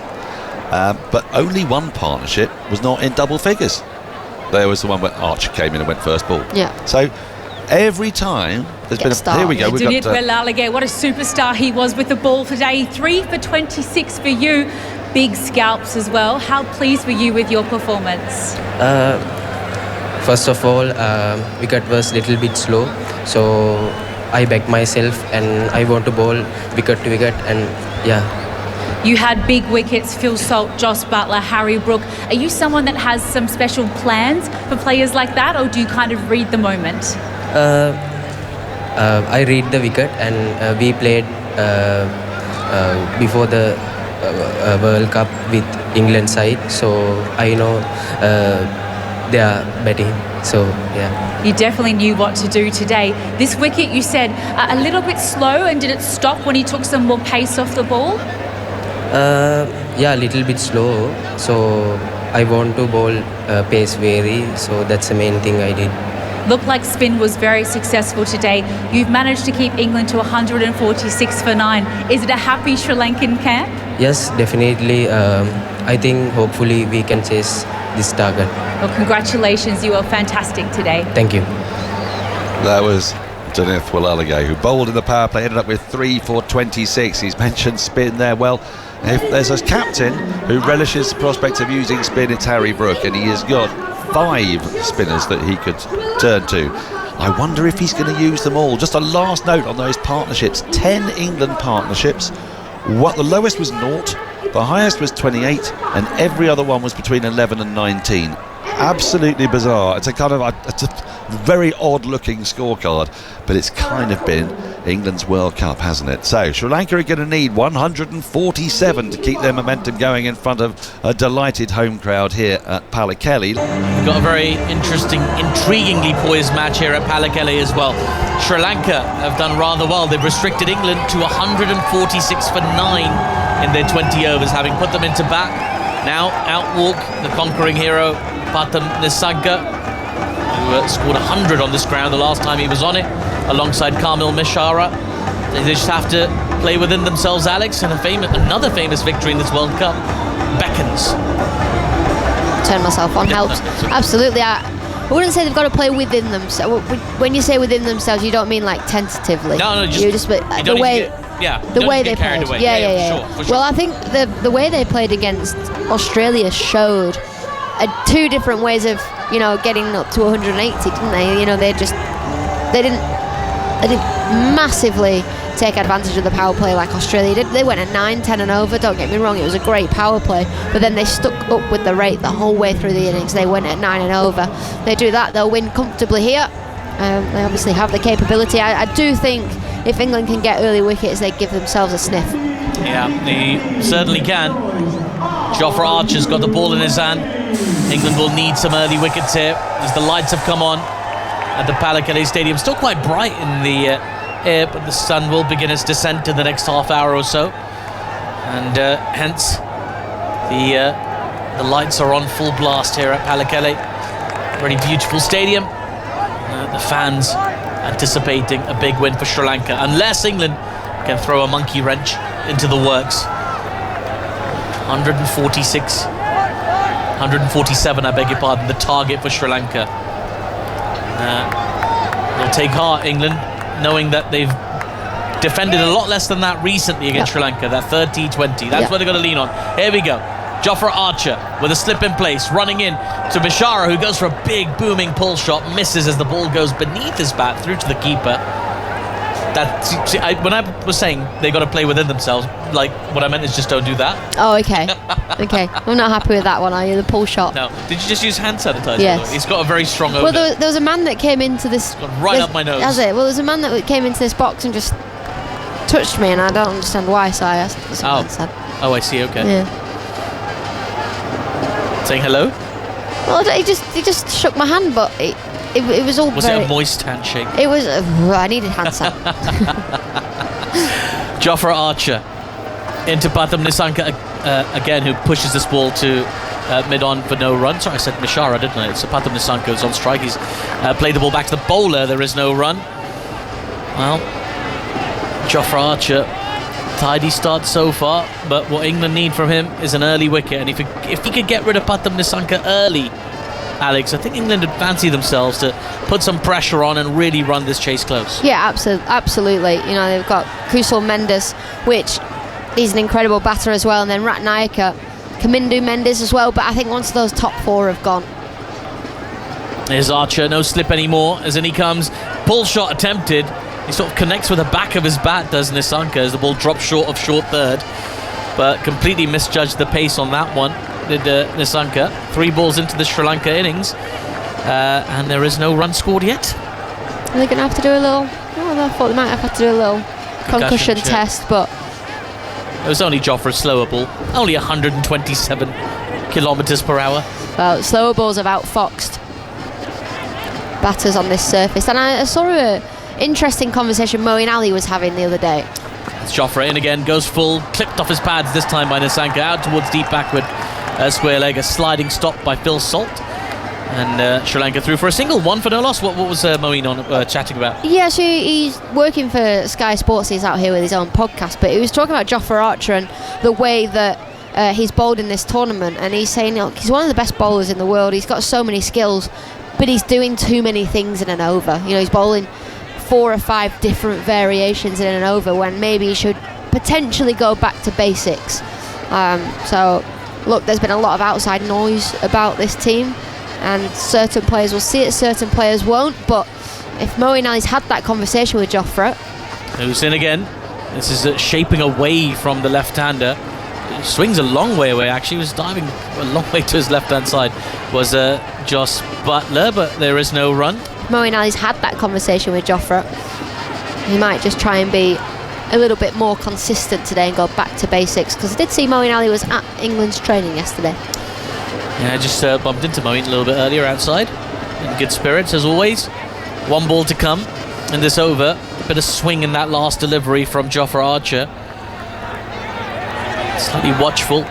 Slip back in place for the left-handed Mishara as Archer in. Big swing from Mishara, and that's too wide this time from Archer. It's been signalled a wide by the umpire. Not dissimilar to the previous delivery, but maybe just a touch wider. But again, lots of swing on offer in the air. Going away from the left-hander, 2 for no loss. Not too dissimilar, maybe a touch wider. Called a wide. Yeah. Well, it wasn't though. It was inside the wide line. Yeah, I was just looking at it. It looked almost like the same delivery, and Archer was bemused, and for good reason, as he sort of stopped in his run-up. One more to come, and this over. Kamil Mishara awaits as Archer runs in rhythmically and bowls, driven on the up and out towards deep backward point. Thickish outside edge really on that occasion. Gets a single to get off the mark though, does Kamil Mishara. He's on one, Nisanka's on one. Sri Lanka 3 for no loss after 1 over. I think that was pretty tidy stuff there from Jofra. Yeah, really nicely bowled. Did get the ball to swing away on a couple of occasions. Bowled 2 slower balls in that over which outfoxed the batter. Yeah, certainly did. It's a little bit of a frenetic energy about England at the moment out in the middle. Now I think it's going to be Will Jacks to bowl the second over. Now this is very interesting, Alex, because we were chatting in the car on the way here that we thought there might be rain at the time, and we thought, okay, if it's going to be a 5 over a side game, who would you bowl first? Yeah. And I think it was unanimous, Jofra Archer, but I was sitting at the front. I didn't chime in. I was doing something else at the time, but I was thinking I'd probably throw it to Jacks, the first over. Well. But he's got the second one anyway, as in he comes. Slightly turning delivery, goes through backward point. Poor piece of fielding, and that ball's going to run away to the boundary for 4. It's not good stuff there at backward point, and it allows Sri Lanka their first boundary. 7 for no loss after 1.1. I'm just looking to see who that is. It's Jacob Bethel, which is so unusual for him. He is one of the best fielders in the world, and his full-length dive, I reckon he's stopping that 9 times out of 10. Yeah, he just sort of skipped on the surface on that cut grass. Jacks wasn't happy, and he comes again.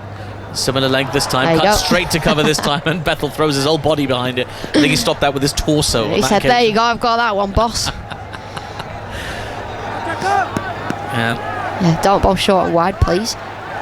He's looking for that length where he can get a little bit of turn, but maybe he needs to go a little bit fuller, Jacks. Maybe give the ball a bit more air. Or a bit like that, a bit fuller, driven. Straight to cover this time, no run. He's such a... If anybody's ever watching cricket, and quite often you watch the bowler and the batter, obviously, but if you have the opportunity to watch Jacob Bethel in the field, just the way he walks in, the way he sets. As Jackson again, this is again short, not punished, straight back to Bethel on the cut, another dot ball. He is what all kids should look up to do, the positions that he gets into in the field, his walk and step, his ready position. No wonder he's such an unbelievable fielder. Jacks is in to Mishara, who drives off a thick inside edge. Jacks himself fields. He's an excellent fielder, but if you're going to copy his technique, maybe not that first one that you dived, not that one, but the next 3 were good. Jacks, after that boundary first ball, has made himself a little bit difficult to score off. 4 dots in a row for Jacks. Is there a big shot coming from Mishara? Jacks in. Mishara drives, but again picks out Bethel at cover. It's a 3-player game at the moment, really. It's just Jacks, Mishara, and Bethel. 4 runs off that over from Jacks. 7 for no loss Sri Lanka. After 2 overs, they're chasing a target of 147, which was almost 20 runs more than they failed to chase the last time they met England here at this cricket stadium, just over 3 weeks ago. And a lot's happened since. Sri Lankan team picking up a bit of confidence.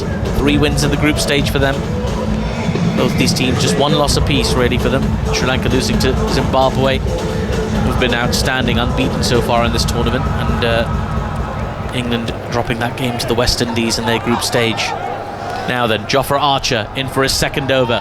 Batham Nisanka on strike, makes a bit of room, drives, but straight to mid-off, and there is no run. It's Tom Banton at mid-off. Great pick-up from Tom Banton. There's good energy about the England team. Lots of noise inside the circle, encouragement for Jofra Archer. He's getting some chat from Harry Brook, who's just circling him at the moment. Just telling Jacob Bethel at backward point to go deeper onto the fielding circle. Archer into Nisanka again, who again makes a bit of room outside off and guides this ball expertly behind point to the boundary for 4. Terrific shot that from Pathum Nissanka. The shot of a man in all sorts of form. Just guided it so nicely. Perfect placement. Sri Lanka 11 for no loss after 2.2. I love Jofra Archer's reaction there. It's a brilliant shot from Nissanka. He opens the face of the ball, plays it off the stumps, and Jofra Archer looks at him as if to say, how dare you?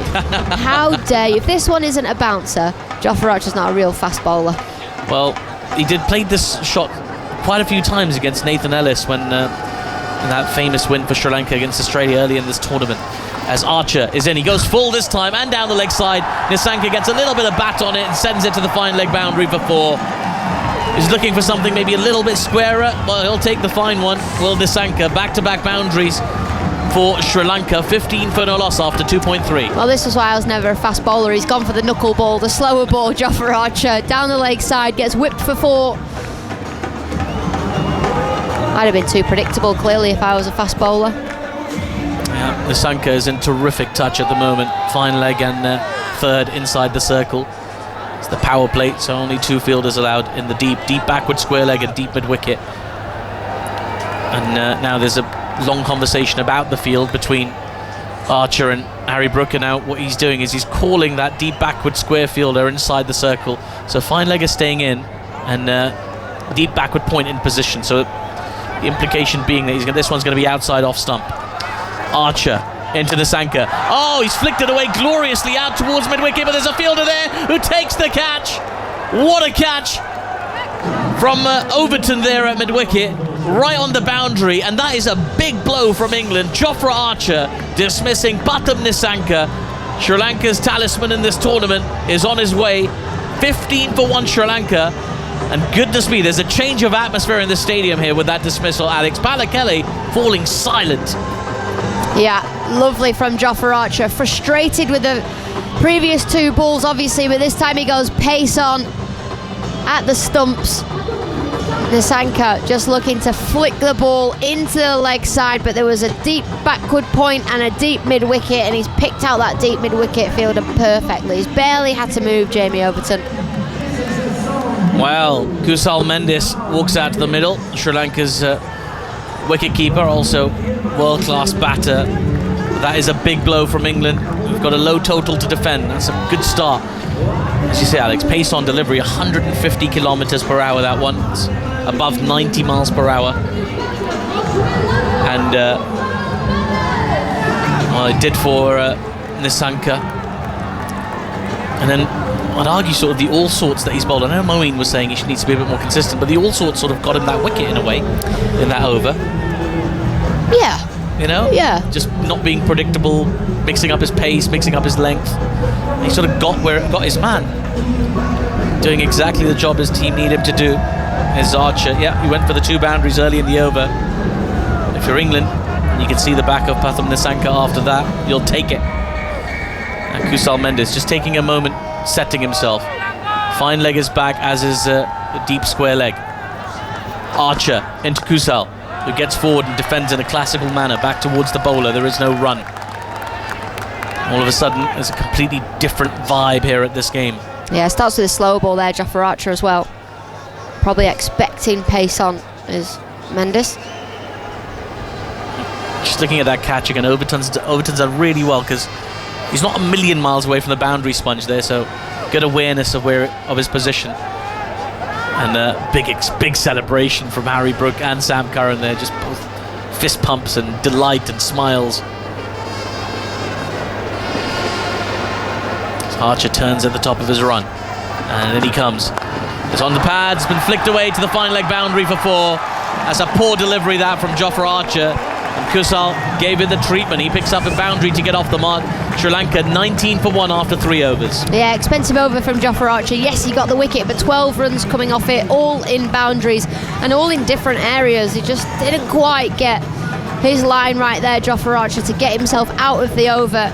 Easy pickings for Kusal Mendis to flick the ball into the onside. Yeah, maybe Moeen was right. Let's go back and forth. Now then, Will Jacks is going to bowl a second over here for England. Tidy start for him earlier, just 4 from his first over. It was just him and Mishara and Bethel who were working in that over.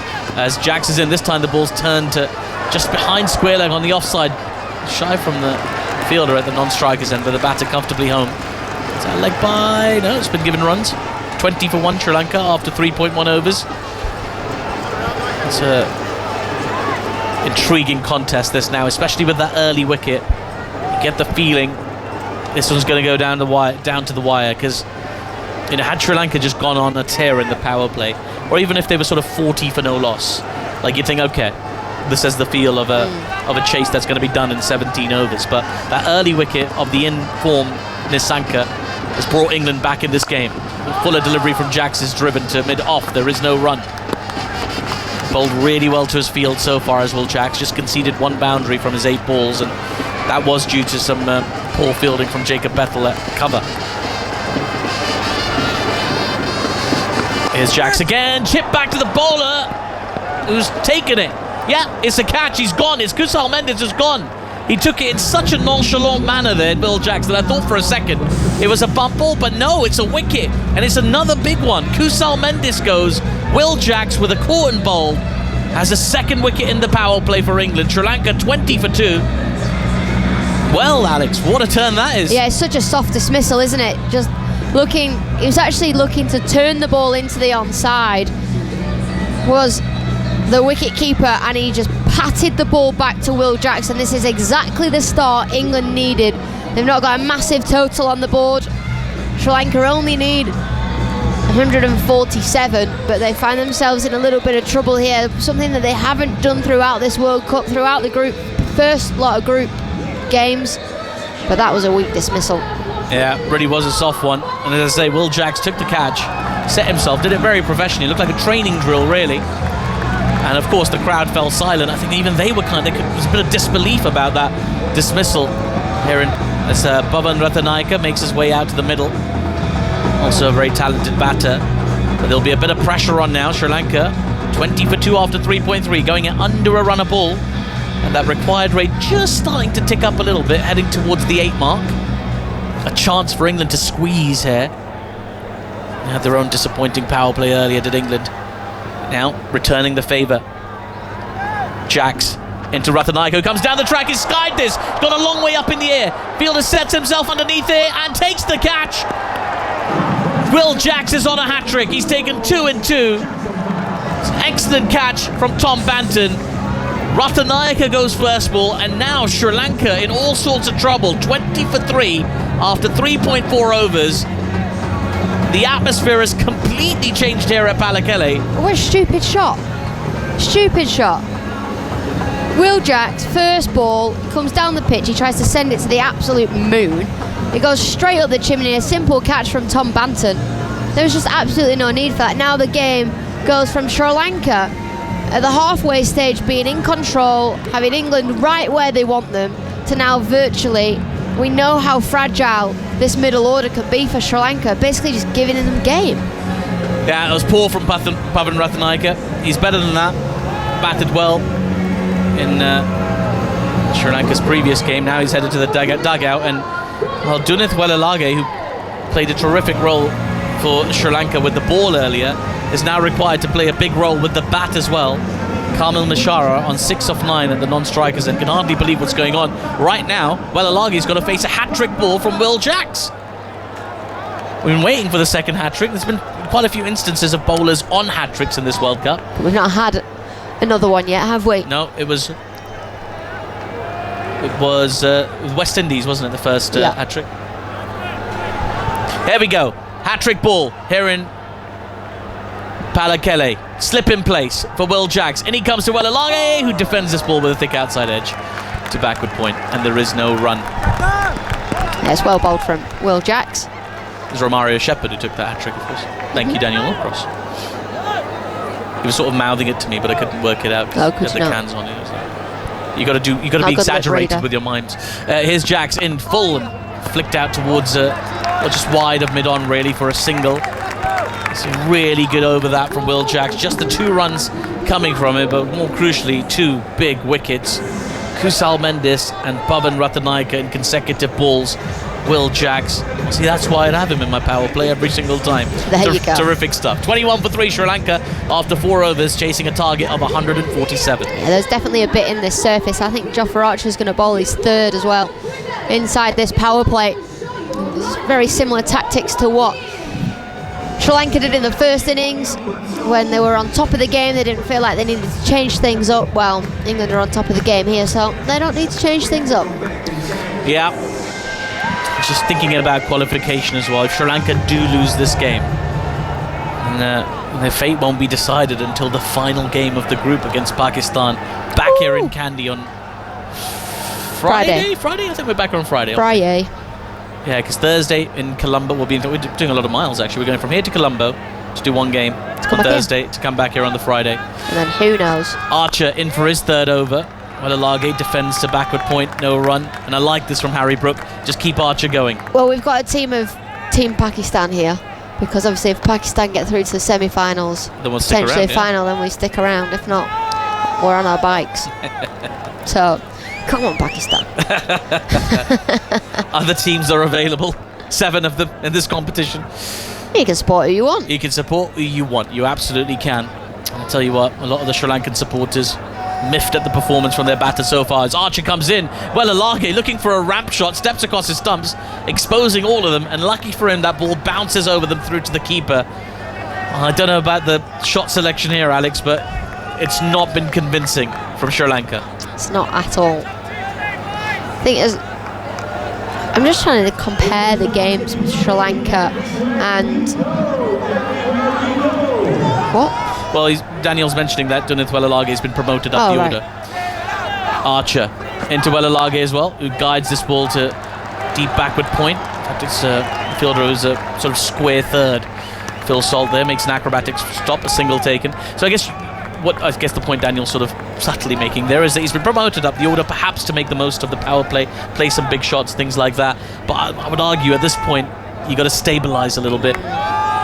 Going under 5 and over at the moment, Sri Lanka in the power play. Well, also England have got one of the best spinners in the world to come on out of the power play. He's been expensive in this World Cup, though. Adil Rashid. Well, now he's got his podcast buddy in the house. He'll have to do better. He'll have to perform one. He'll have to show off. Archer into Mishara, who defends this ball to mid-wicket. There is no run. 22 for 3, and there's a different energy about the England players now. Harry Brook, been impressed with his captaincy actually. There were those chats with Jofra Archer, trying to get his fielders in the right place, and he's right there with him after every delivery as well. Right there with him is Harry Brook, celebrating his 27th birthday today. Harry Brook. 27. Do you know there's been only one other captain to play on his birthday? Who is it? Archer into Mishara, who drives outside edge, and it's taken! Another wicket! It's Jofra Archer, and it's Kamil Mishara, who's standing his ground. He wants to check that catch had carried, but it looked good to me. Looking for a big booming drive, thick outside edge, travels to short third inside the circle, who takes the catch. Sri Lanka 22 for 4 in the 5th over. It's quickly turning into a horror show performance from them. Let's take another look at this catch. Yep, outside edge, ball travels to short third, and he takes it, straight into the palms. No question about it. That was pretty solid from Overton there. Mishara's going to have to go for 6 off 11. Sri Lanka 22 for 4. Well, every team has a game in a tournament where they fall in a heap, don't they? More or less. You think of, well, maybe not India, but every team has a game where they really underperform. Have the highs of beating Australia gotten a little bit too much here for Sri Lanka? Was quite sort of confident and bullish at the toss was Dasun Shanaka. And, thinking about chasing, he backs himself, his team to chase anything 160. He was talking about 160 at the time. But right now, Sri Lanka look like they're going to struggle to get to 147. They were bowled out for 118 the last time England played them on this venue. It was never going to be a straightforward chase. I think he probably would have made them favourites at the halfway mark, but even so, 22 for 4. I think it's beyond their wildest dreams. I can see Sanath Jayasuriya, their coach, in the dugout looking very disappointed and very angry. It's a bit stoic these days, as Sanath Jayasuriya. He was in our hotel lobby after their big win against Australia, and he looked stoic then after a big win, so imagine how he's he's feeling right now. Well, before Jofra gets another wicket and before you depart, who is the only other player to have played on his birthday and captained his side? I'm going to be guessing. Is it a male player? Okay, I'll give you the guess after this ball. Archer into Kamindu Mendes, thick outside edge, out to the deep third region. That'll be a boundary. So Sri Lanka's captain gets going with a boundary, but still England very much on top. It's 26 for 4 after 5 overs. Right, Alex Hartley, I'm going to hand over to Daniel Norcross, but I'll have a guess before I go. Is it David Gower? It is not. Okay. So Harry Brook, his 27th birthday today. He will be just the second player to captain a side in an ICC T20 World Cup on their birthday. The other was Virat Kohli versus Scotland in Dubai on the 5th of November 2021, and he was 33. I thought you meant English batter. Anyway, never mind. I'm making way for Daniel Norcross. Whatever. English captain. Yeah. Might have given you the option of the world.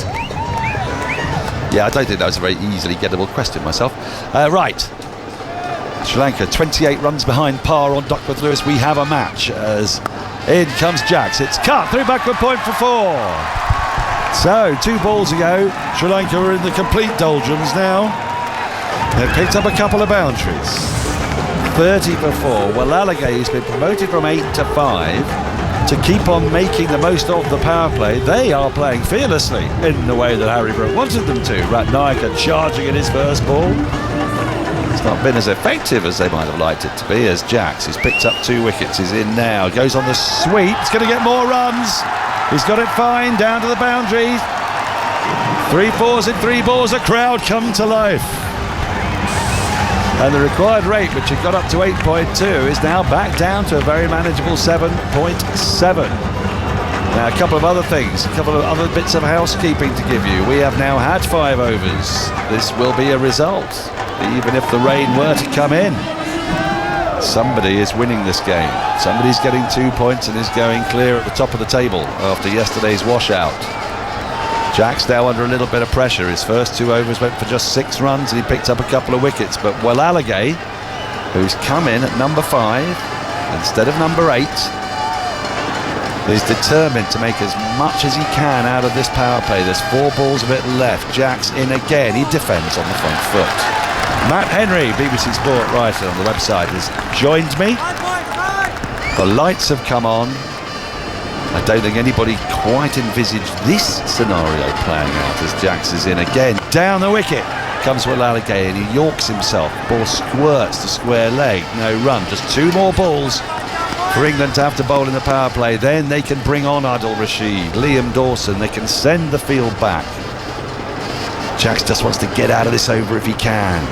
Alagay swings at this, could be out, is caught a mid-on. Brook takes the catch. Sri Lanka are 5 down. Jacks has his 3rd. Alagay, determined to make as much out of the power play as possible, has given another wicket away, and Sri Lanka have lost half their team. We haven't even finished the power play. He goes for 10. Caught Brook, bowled Jacks. Sri Lanka 34 for 5. I can only imagine what we'd be saying if this was England playing like this. I mean, it's not a big total to go after. You can see that on the big screen, a young Sri Lankan fan with hand over the face. Sanjay Jayasuriya looks like he wants to hit something in the dressing room. Looking at the start of that over, I was about to say those 2 boundaries is what makes it so difficult for a captain in T20 cricket. Harry Brook had kept Will Jacks on. He'd bowled him early. He'd got him 2 wickets. He's his part-time bowler, his sort of 5th, 6th option. 6th, really? Yeah, realistically 6th. He'd go Archer, Overton, Curran, Rashid, Dawson. So yeah, 6th, and Jacob Bethel would probably bowl him if he was fully fit. But he got a cut on his finger. But yeah, gets hit for 2 fours, and then you think, oh, is he the gamble gone for 1 too many? Pulled him out of the attack, and then he does get the wicket to the left-handed batter in, keep him on. That's why we talk about matchups, and he clubs it straight to, mishits it. Straight to mid-on. Today's top orders on both sides, Phil Salt aside, make ugly reading. England's 2, 3, 4 back to one of them got to double figures, didn't he? I think there were a bunch of single figure scores in there. Brook got 14, did he? Brook got 14, but Sri Lanka have lost Nisanka for 9, Mishara for 6, Kusal Mendis for 4, Ratnayaka to a brain fade of his first ball for a duck, and now Welalage promoted up the order as part of a, well, I suppose positive plan from Sri Lanka, but they're playing as if they think this pitch is really tricky and they've got to get as many runs in the power play as they can. Because don't forget, with yesterday's game being rained off, net run rate's unlikely to be significant because those two teams will pick up 1 point. So unless there's another rain off, these two teams aren't going to be in a net run rate situation. Yeah.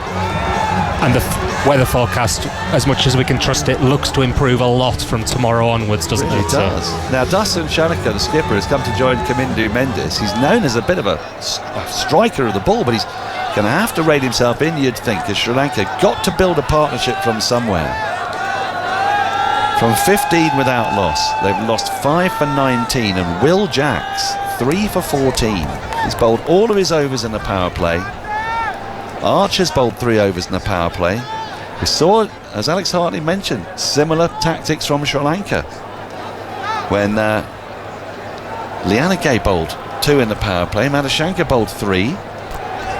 So England are going to go through a power play with just 2 bowlers. That won't have happened too often, I wouldn't have thought, in T20 international cricket. Certainly not recently. And it means there's 8 overs of Adil Rashid and Liam Dawson to come. Precisely. Jamie Overton hasn't bowled yet, who's actually bowled pretty well in this tournament. Neither is Sam Curran. So it's almost a dream start. Slips in place as Dasun Shanaka faces his first ball, drives up to mid-off. That's the end of the over. It's a dot ball as the ball goes to Harry Brook. What a power play for England.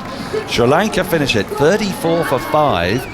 Well, England struggled in the power play. They really couldn't time it. They couldn't score runs. But what they didn't do was lose 5 wickets. And I would say, more just as pertinently, Sri Lanka's 9, 10, 11 are not Overton, Archer, Rashid. They're Mahid Tikchana, Chamira, Madhushanka. That's not a great bottom 3. And, you know, Dushan Hemantha is not really well known for being a big biffer of the ball. So now Sri Lanka have got to find another way. As umpire Hassan Raza signals the end of the first power play. The field can spread. Liam Dawson can come in to bowl. We'll imagine see Adil Rashid very shortly. It's a fairly standard field, long on, long off, deep mid-wicket, deep cover and a deep backward square leg. Kamindu Mendis, he's hit his first ball for 4. That's all he's faced. Dawson is into him, coming left arm around the wicket. Back into his crease he goes and pushes the ball, but doesn't get it past a diving Brook at short mid-wicket. There's no run. The vibes changed of England in the field as well. I was just wondering, I was saying upstairs to some of our colleagues in the press box, England seem to be getting a bit twitchy amongst each other, bit of arm waving. Dawson in again, punch, but this time past the right-handed Brook to take the single up to long on. That's got to be the Sri Lankan way now. Yeah, you saw a little bit of grumbling between. I mean, Jofra Archer is quite often like that. He holds high standards to his fielders, shall we say, and that's maybe that's what makes him very, very good. Well, Jacob Bethel let one through, didn't he? And that's Will Jacks had a little moan. I think it was at Liam Dawson actually, who got when Sri Lanka nicked a single when there probably shouldn't have been one there. But I mean, now Brook's in tight, rolling around, high fives everywhere. It's changed. Shanaka has got to play a different role today. He's facing up and he just flicks the ball into the onside. They might get to, they won't. They haven't run the first quickly enough, but it went into that pocket, that danger zone, just at the edge of the circle. And you take the single, 36 for 5. I think for the next 8, 9 overs, Sri Lanka have just got to look to tick this over at a runner ball and hope that they can get 10 and over off the last 5. Would that be the method, you'd imagine? Dawson in the work. It's a short mid-wicket, every dot ball as that one is. Just going to put the pressure on. The required rate up to 8.3. The 5 wickets down are important. No signs of rain, but were it to come, miles behind on Duckworth Lewis at Sri Lanka as well. Dawson really trying to get through this over as quickly as he can. That's clipped into the onside. It'll probably just be the single. It will. One of the features of Sri Lanka's batting the other day against Australia was the number of twos they took. They were electric between the wickets. They're going to put pressure on England's fielders in this hugely important game. They're all important by this stage of a World Cup. Dawson in, work, back to the bowler, no run. 3 runs off it, just the 3 singles. Sri Lanka after 7, 37 for 5. Dasan Shanaka on 1, Kamindu Mendis on 6. And are we going to see Adil Rashid immediately, or is Harry Brook just going to say, I can hold you back a bit here, you know? I could have another over of Will Jackson, why not? Yeah, big call. I just wonder, I'm going to throw this out there. Is it the over too many? Well, maybe, yes. But I wonder whether, if Sri Lanka are going to just knock it around, whether it's worth Brook bringing one of his 5 deep fielders up. You'd see it so rarely. Yeah. We've got a huge gap here on the ring between Adil Rashid's a very fine, short, fine leg, and there's no one then in the ring, no one in the ring to extra cover. There's singles anywhere you want on the leg side. And Jax has bowled in the power play, so it shouldn't be an issue for him, you know, to have one extra player up inside the ring, because he's already now got 3 extra players out on the boundary. In he comes. Oh, wow, that nearly does for Kamindu Mendis. He goes back into his crease, looks to work it in the onside, gets a little bit of bat, so it goes out to the offside. See? Some little signs of turn, perhaps, as this ball's lacquers come off it. Jax turns, comes in again. Oh, and nearly proffers a catch back to the bowler as he comes off the front foot. Kamindu just stabs at the ball. The other way of looking at it is that Brook's thinking, wow, if I can get my 6th bowler through here, all 4 overs done and dusted when they're not looking to attack him. Now this ball's clipped away down through deep backward square leg. It's just a single, but all this is a bonus. It allows him to bring Adil Rashid on that little bit later. Now he wouldn't come on until the earliest, the 9th over. Sam Curran doesn't need to bowl out. Jamie Overton won't need to bowl out. Exactly. He's got 1 over left of Archer. If he's going to bowl 4 of Dawson and 4 of Adil Rashid, he will have bowled 4 of Jax. There's 16 there. He's only got to find 4 more. As Jax comes round the wicket to Shanako, pulls it, that's gone for 6. Drag down, rare drag down from Will Jax, crashed into the crowd away at deep square leg. That's got him up and going again. Flags all waving, 6s in the air. The speed with which this crowd can turn from despondency to delight is something to watch. It's a horrible ball. It was, as I say, very rare drag down from Jax. He's just got 2 more balls to get out of this over now. That's what he'll be thinking. Just given the treatment by Shanaka, who's more usually a finisher further down the order. He's got a lot more work to do today than that. As he beaten on the outside edge. The ball just goes past. Drifted, isn't it? Yeah. I mean, that's the thing. The ball before, horrible, ugly. That one, an absolute beauty. Didn't know what on earth was going on. 44 for 5, 1 ball left in the 8th. As he works this ball around his pad, up to long on, takes a single. Overton comes in off the boundary. 8 off the over. The requirement is 8.5, so Sri Lanka be fine with that. But in a weird way, so will England. They've bowled Jax out. 4 overs, 3 for 22. Just the 1 ugly drag down in that, and a 4 from a misfield. There's 10. He's only conceded 12 off the other 22 balls he's bowled, and crucially for England, he's got 3 wickets into the bargain. Well, I was just going to say, Dan, Jax, after that drag down you mentioned that got clubbed over the leg side, Jax was wiping his hands on his shirt, I think trying to dry them, which I imagine at this time is probably more sweat than due. England will definitely hope. Yeah, I wouldn't think it'd be due just yet. Sunset here, I can tell you. As Dawson is in, worked into the onside. Dawson's going after it, kicked into 1, and he manages to. Already 6 for 5. It's about 6:19, 6:20. Which would be with around about probably 5 or 10 minutes to go in the game.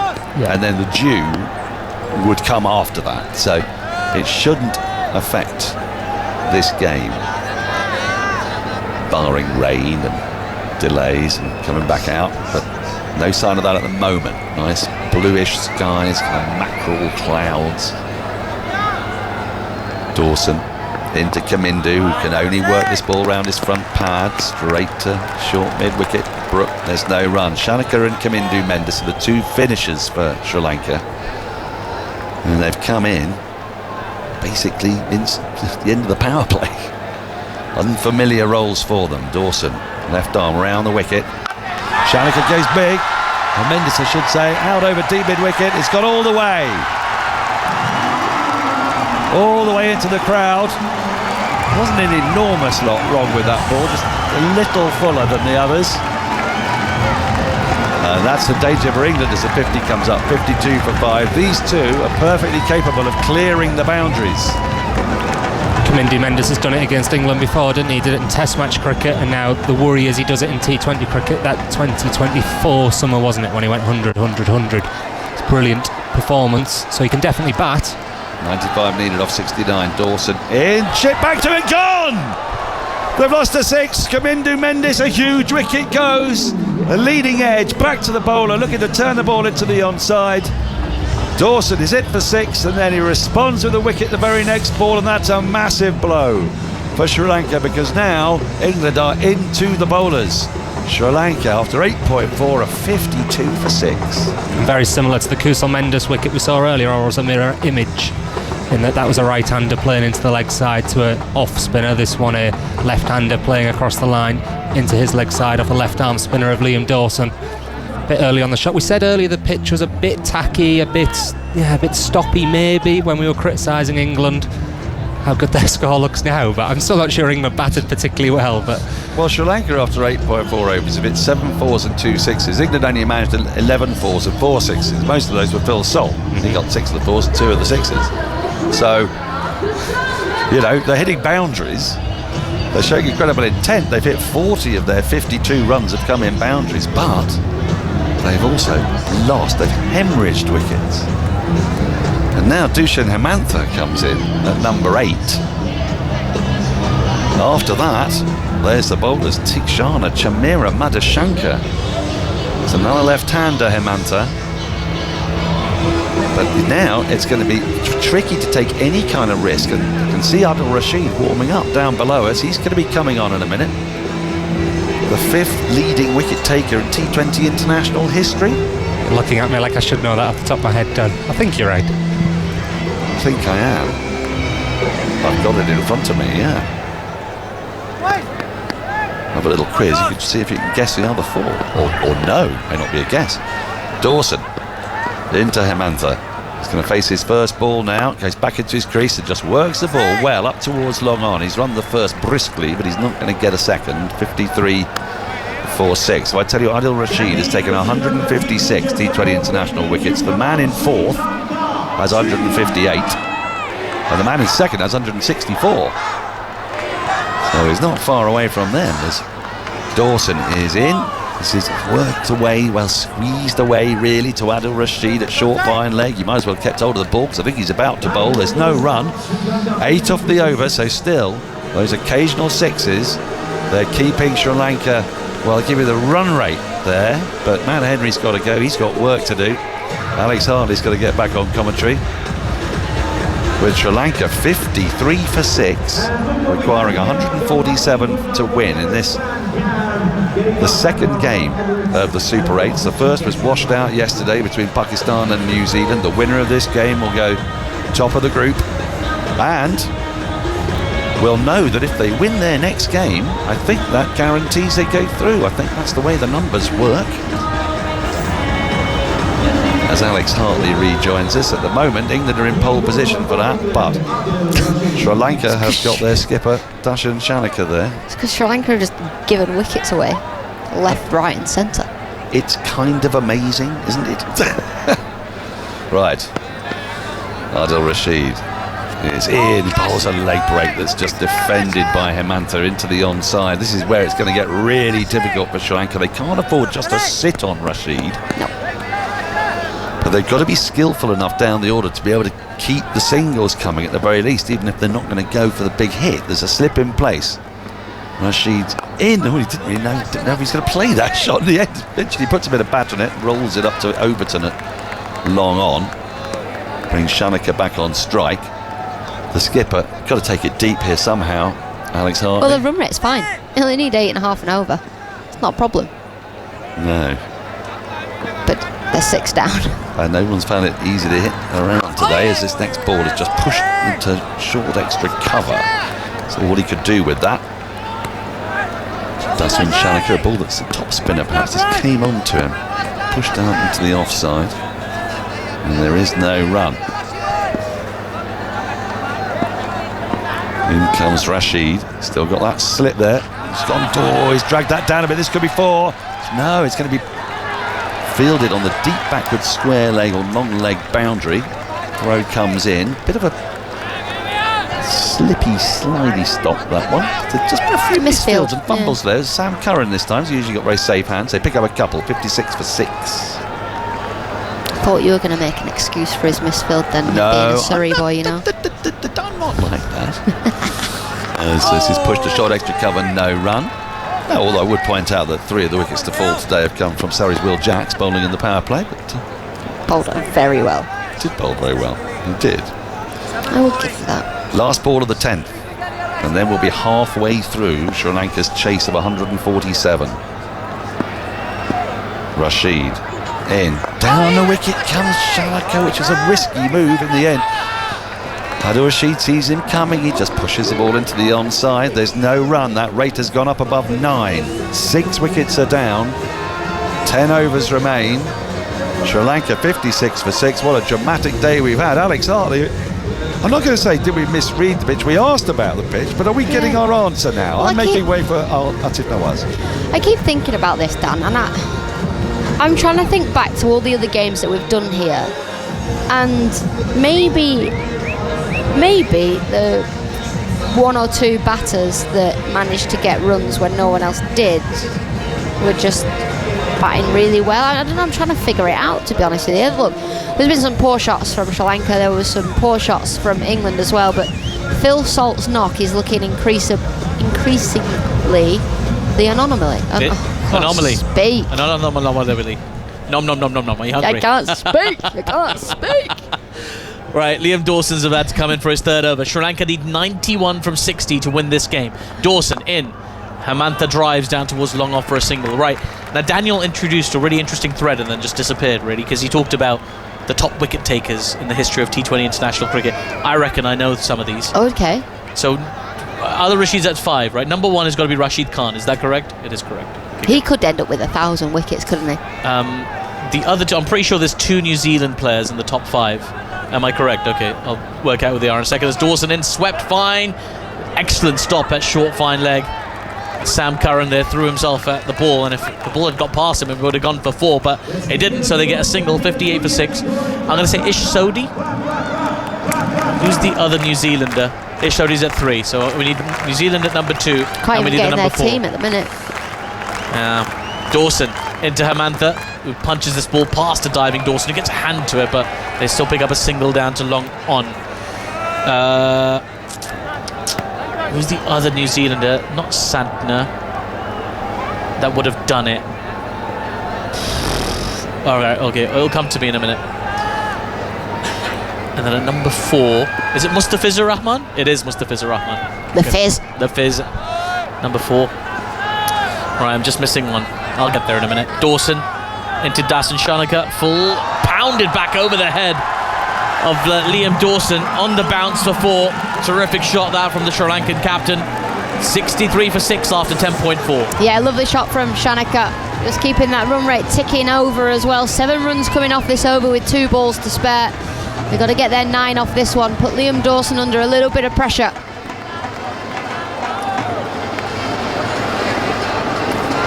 Dawson into Shanaka, cramping him for room. He defends the ball back to the bowler. Tim Southee? It is Tim Southee. There we go. Thank you, Daniel Norcross, indulging me in this quiz. It gave me a good 5 minutes off, so perfect. Just while I guess the top wicket takers in T20 internationals. Well, Adil Rashid is now at number 5. As Dawson in, cramping Shanaka for room, works it out towards mid-wicket. Single taken. This partnership up to 12 now of 14 deliveries, so just starting to pull things together. But who did he knock off number 5 to become number 5? Who was 5? Oh, that's a really good question. Yeah, I know. I think it might have been Ross Adair, or at least he's in the mix. Ross Adair doesn't bowl. Sorry, Mark Adair, beg your pardon, yeah. Mark Adair, because he's got like 130 or 140 wickets. Okay. I don't know who he knocked off, actually. Do you know what is a beautiful sight? This cricket ground now, Atif. Now we can see the jungle. Yeah. And every time we've been here, we've obviously been here at night time, but it's been raining as well. We've not been able to see the hills in the distance. Benindu Hasaranga is who he knocked off. Who's not featuring for Sri Lanka in this tournament anymore. Out with an injury. Big blow for Sri Lanka. As Overton is in now for his first over. Shanaka works this ball out towards fine leg. Looking for a second. Coming back, taking on the arm. But plenty of time. They make that 2 in good time. So, Sri Lanka, all the 6s. 66 for 6 after 11.1 overs. That required rate just above 9 and over. But if they can keep building this partnership, they'll be in with a shout, Sri Lanka. 81 of 53 balls required. Yeah, the run rate's absolutely fine. It's the wickets down and who's in the middle. Overton in full, flicked off his pads by Shanaka down towards fine leg. Jofra Archer does the fielding. It'll just be a single. Jamie Overton just required to keep things tidy at the moment. If he can get you the wicket, that's a bonus, but England in control at the moment. A required rate just above 9s. These 2 batters though, definitely capable. Dasun Shanaka, the Sri Lankan captain, and then Hemantha as well. Dushan Hemantha just playing his 4th innings in T20 cricket as this ball's driven firmly back towards Overton, who gets a hand to it, enough to keep the ball travelling too far, and there is no run. Yeah, just his 4th innings here for Dushan Hemantha. High score of 14 not out. So he's going to have to put in something like a career best of Sri Lanka to get closer. Dasun Shanaka, very classy player, 7 T20 half centuries for him, a high score of 74, average just below 20, but he's a better player than that. Here's Overton, into Hemantha, cuts this ball out towards deep extra, jog through for a single. It's been reasonably tidy stuff this from Overton. 79 needed off 50 now for Sri Lanka. Yeah, just attacking the stumps. Bowled pace on for the previous 3 deliveries, so Shanaka here might just be thinking, when's that next slower ball coming? Mid-off is up inside the circle. Long on his back. Fine leg is deep. 3rd is in the circle. Overton in, full. Shanaka watches that slower ball, plays it out just in front of square on the leg side, picks up a single. It's really nicely bowled. The off-cutter runs his fingers down the side of the ball, attacks the stumps.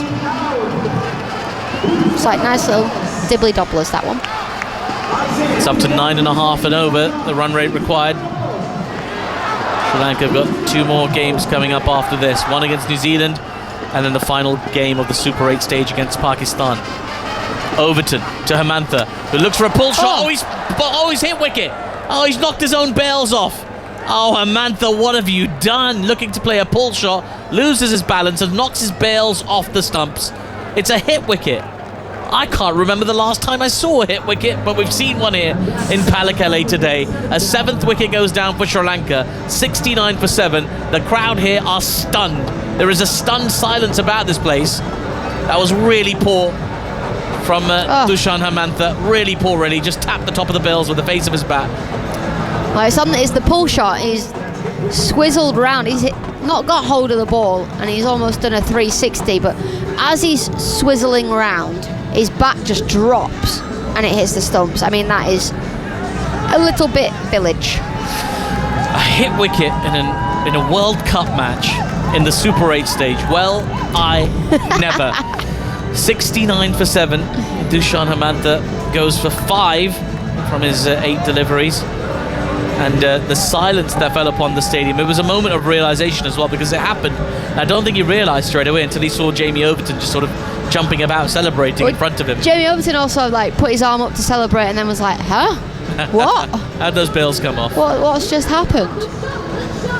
Well, Dushmantha Chameera, who's not renowned for his batting. What's the lowest total of this World Cup so far? That's a very good question. I can tell you. Go on. Well, I'll have to do some scrolling. You have to do a bit of scrolling. I'm going to look up Dushmantha Chameera's batting average in T20 cricket, which is 4.9. 97 all out Namibia against Pakistan, I reckon. Well, if England can start the Super 8s campaign with a bigger win than that over the hosts, or the co-hosts I should say, that would be something. Dasun Shanaka is still out there for Sri Lanka. 78 needed off 48. England closing in. Here's Adil Rashid. Fly to delivery. Shanaka pushes this ball into the vacant cover region, picks up a single as Bethel runs in from the boundary and fields. Very, very good performance with the ball from England today. Just taking a look at the replay of that hit wicket. It's just appalling. Yeah. Just completely appalling awareness of space and just really bad. And it's just really bad. It is just really bad, yeah. Now, Harry Brook has brought himself into the slip position for Adil Rashid. Yeah. The new batter, Dushmantha Chameera. 97. 97 was the lowest total? Yeah. Okay. 27 more for Sri Lanka to get to beat that. Rashid in. Fly to delivery, chip down the ground, long off, will run in but won't get there. It's Overton. It was deep on the boundary. The ball just dropped short of him as he was sprinting in. And he'll take a single. Chameera off the mark. 71 for 7 Sri Lanka. And now staring down the barrel of a big defeat here in Pallekele. That required rate just below 10s. It's the wicket column that will bother them the most. 7 down already as Rashid is in. Shanaka with an elegant flick down towards long on for a single. Now the required rate is exactly 10 and over. 72 for 7. Sri Lanka have been appalling really with the bat today. Some really, really poor shot selection. Just kind of handed England the advantage.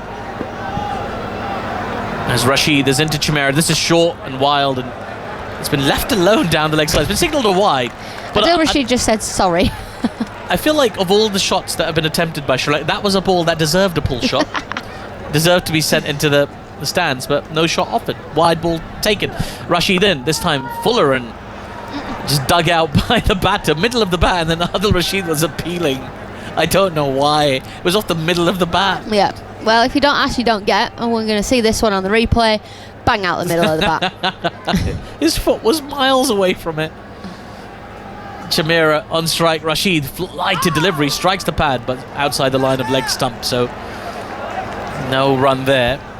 This has almost turned into exhibition cricket. This from England. I can see a few Sri Lankan fans starting to head for the exits. It's packed house here. I was about to say it's really packed out the second innings as well. Rashid in. And Chameera gets forward and pushes that ball defensively into the covers. There is no run.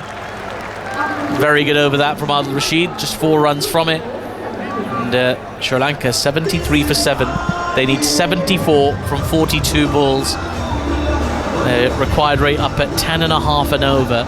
England are whistling through their overs as well. 5 minutes ahead of the allotted time. A lot of spinners. We've seen 4 overs of Will Jacks already. That will have helped. Yeah.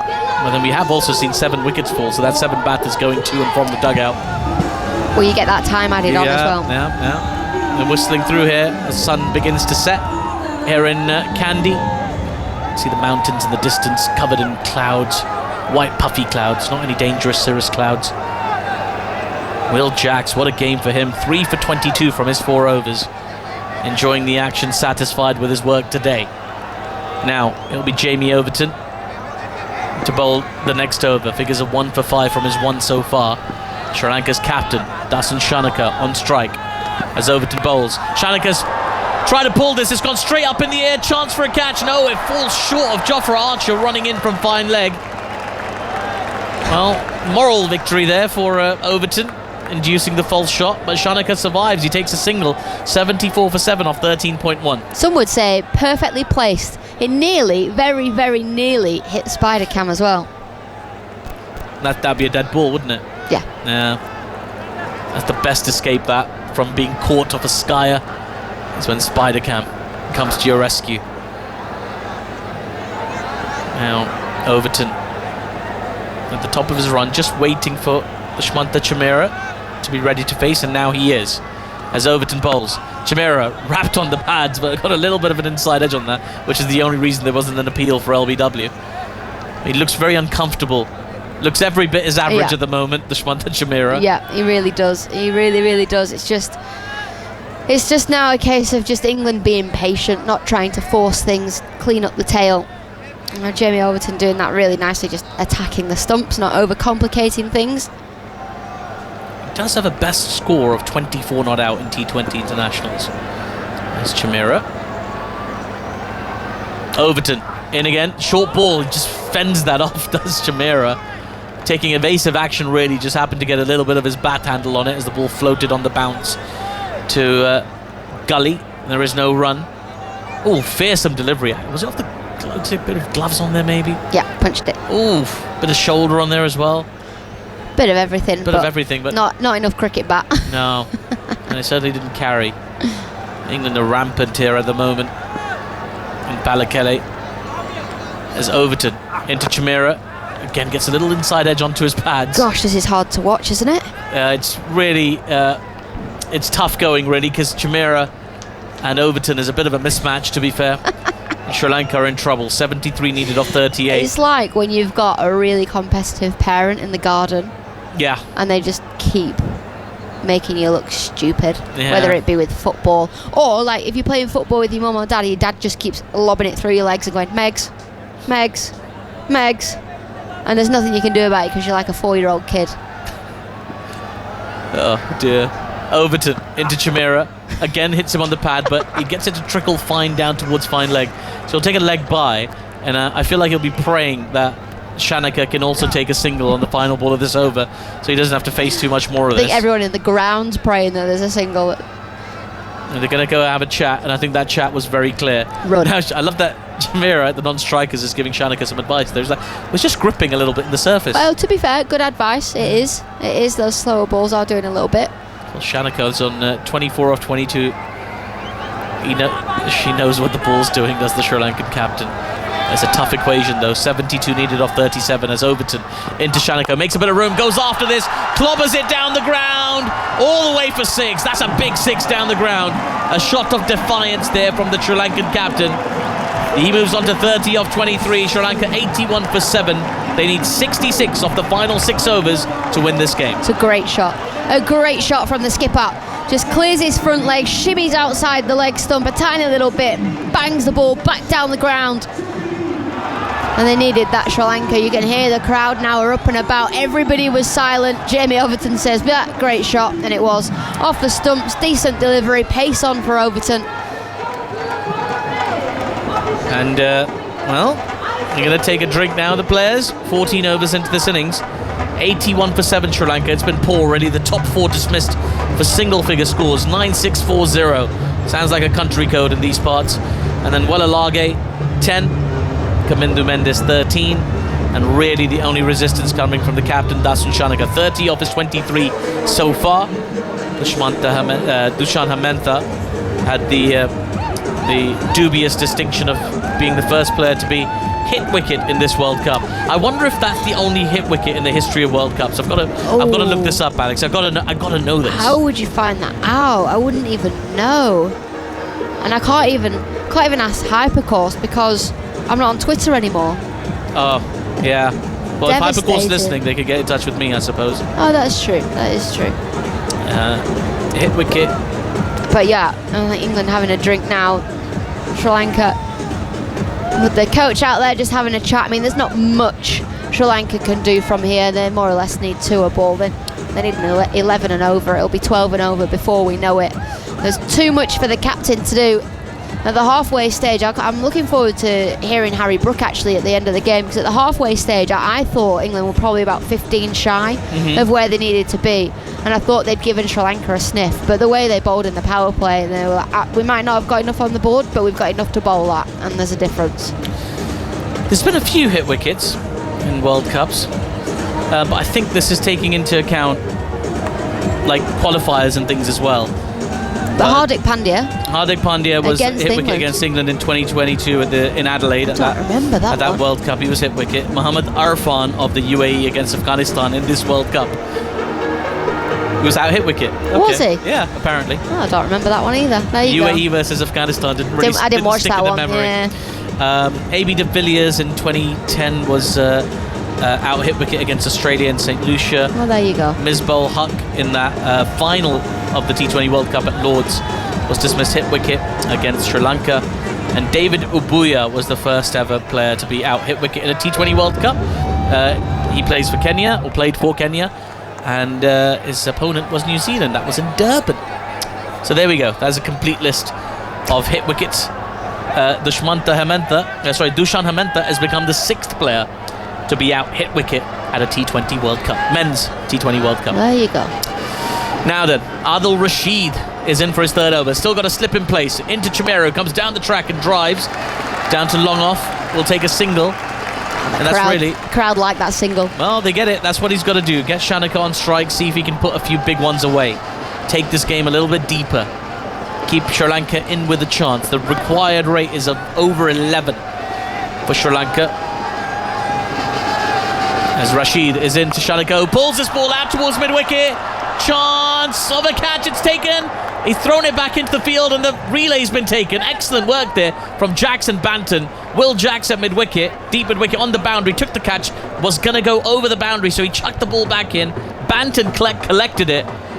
Really outstanding stuff from England on the boundary. Just brilliant teamwork, great awareness, tag team that catch, and Sri Lanka's captain is gone. Shanaka goes for 30 of 24, Sri Lanka 82 for 8.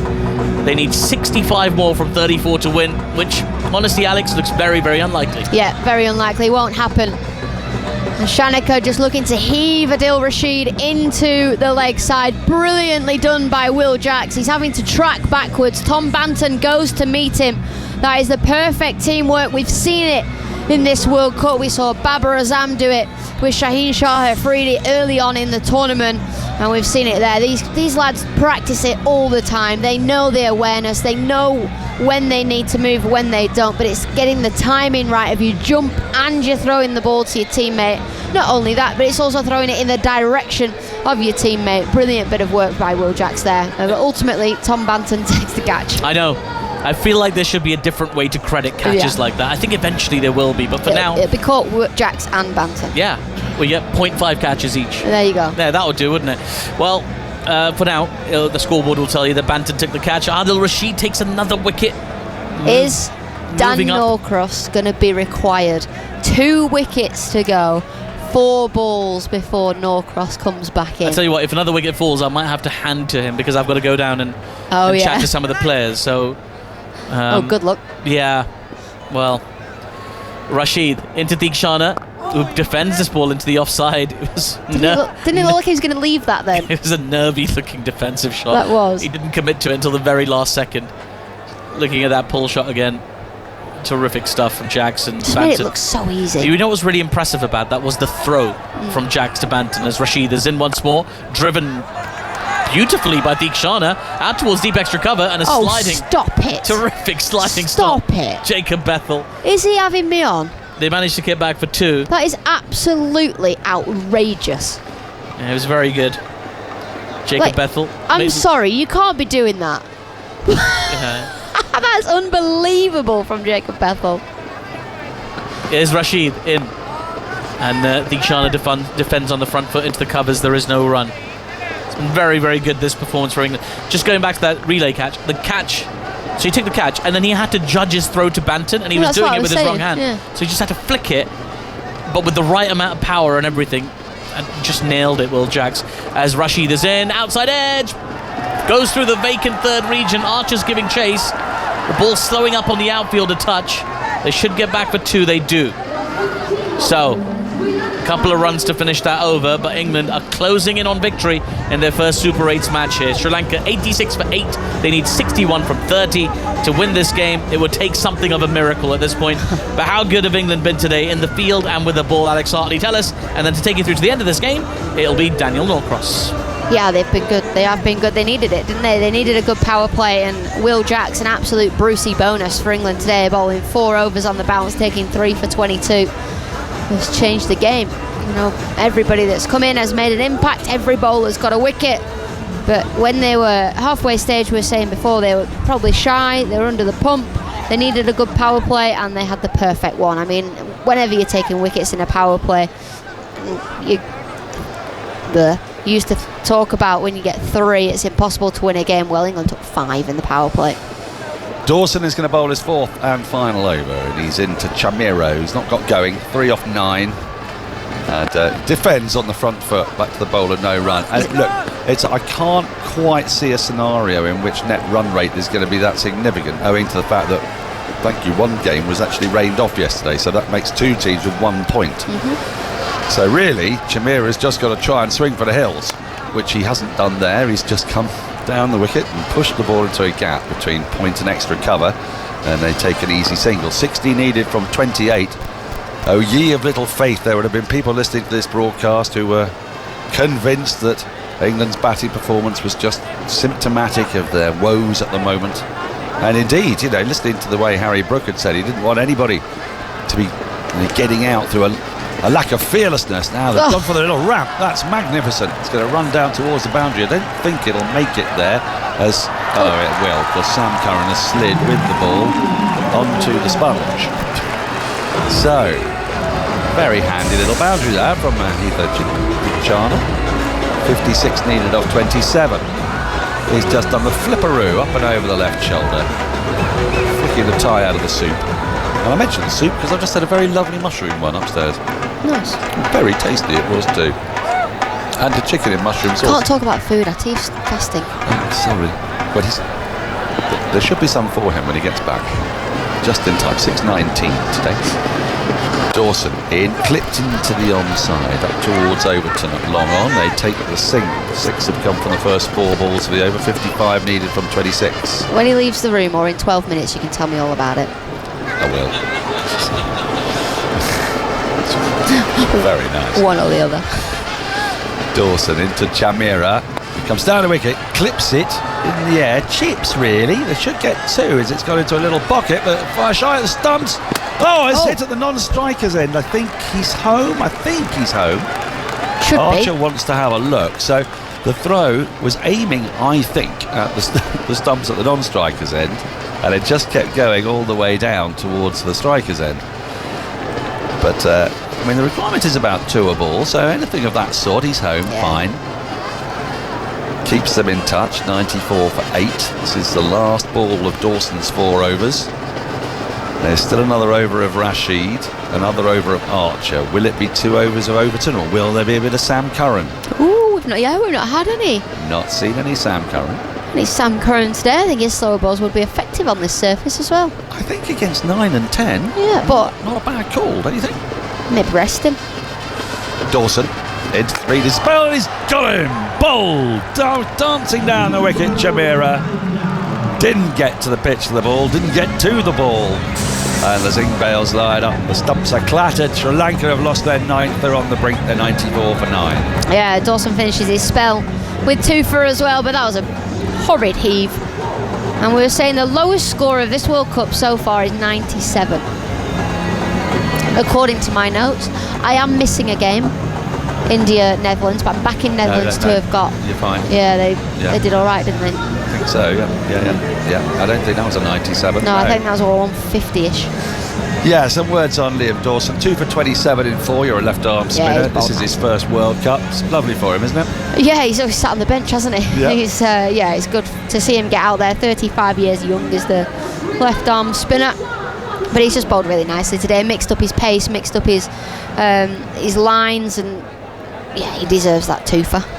Well, he's one of a spin trio today that between them have picked up 6 wickets, and Adil Rashid will now be looking to make that 7 and go into joint 4th place in the leading wicket takers in T20 internationals. He's got a pretty good chance of it, I'd say, with Dikshana on strike and a slip in place. In he comes, Dikshana swings and gets next to nothing on it as it rolls into the onside. 53 needed from 23. Snooker Q. For what would feel like such an unlikely win at the halfway stage at various points when England were batting. So intrigued to hear Harry Brook. Rashid tosses this up, goes for a big sort of pull and gets nothing really on it. It goes down to backward square leg. They take the single, which will bring Madhu Shankar on to strike against Adil Rashid, which you can't help thinking is something of an unequal struggle here. Although I might be proved wrong. 52 needed off 22. I think. A couple of 6s here. I think he's going to toss one up. Yeah. He's going to get giddy and get stumped. Let's see, Nostra Hartley, if you're right, as Rashid is in, and they're driven to short extra cover. Beautiful shot, actually. Really lovely shot along the ground. I think they need a bit more than that at the moment, but he's had a sighter. 52 needed from 21. Rashid comes in, still got that slip. And got him!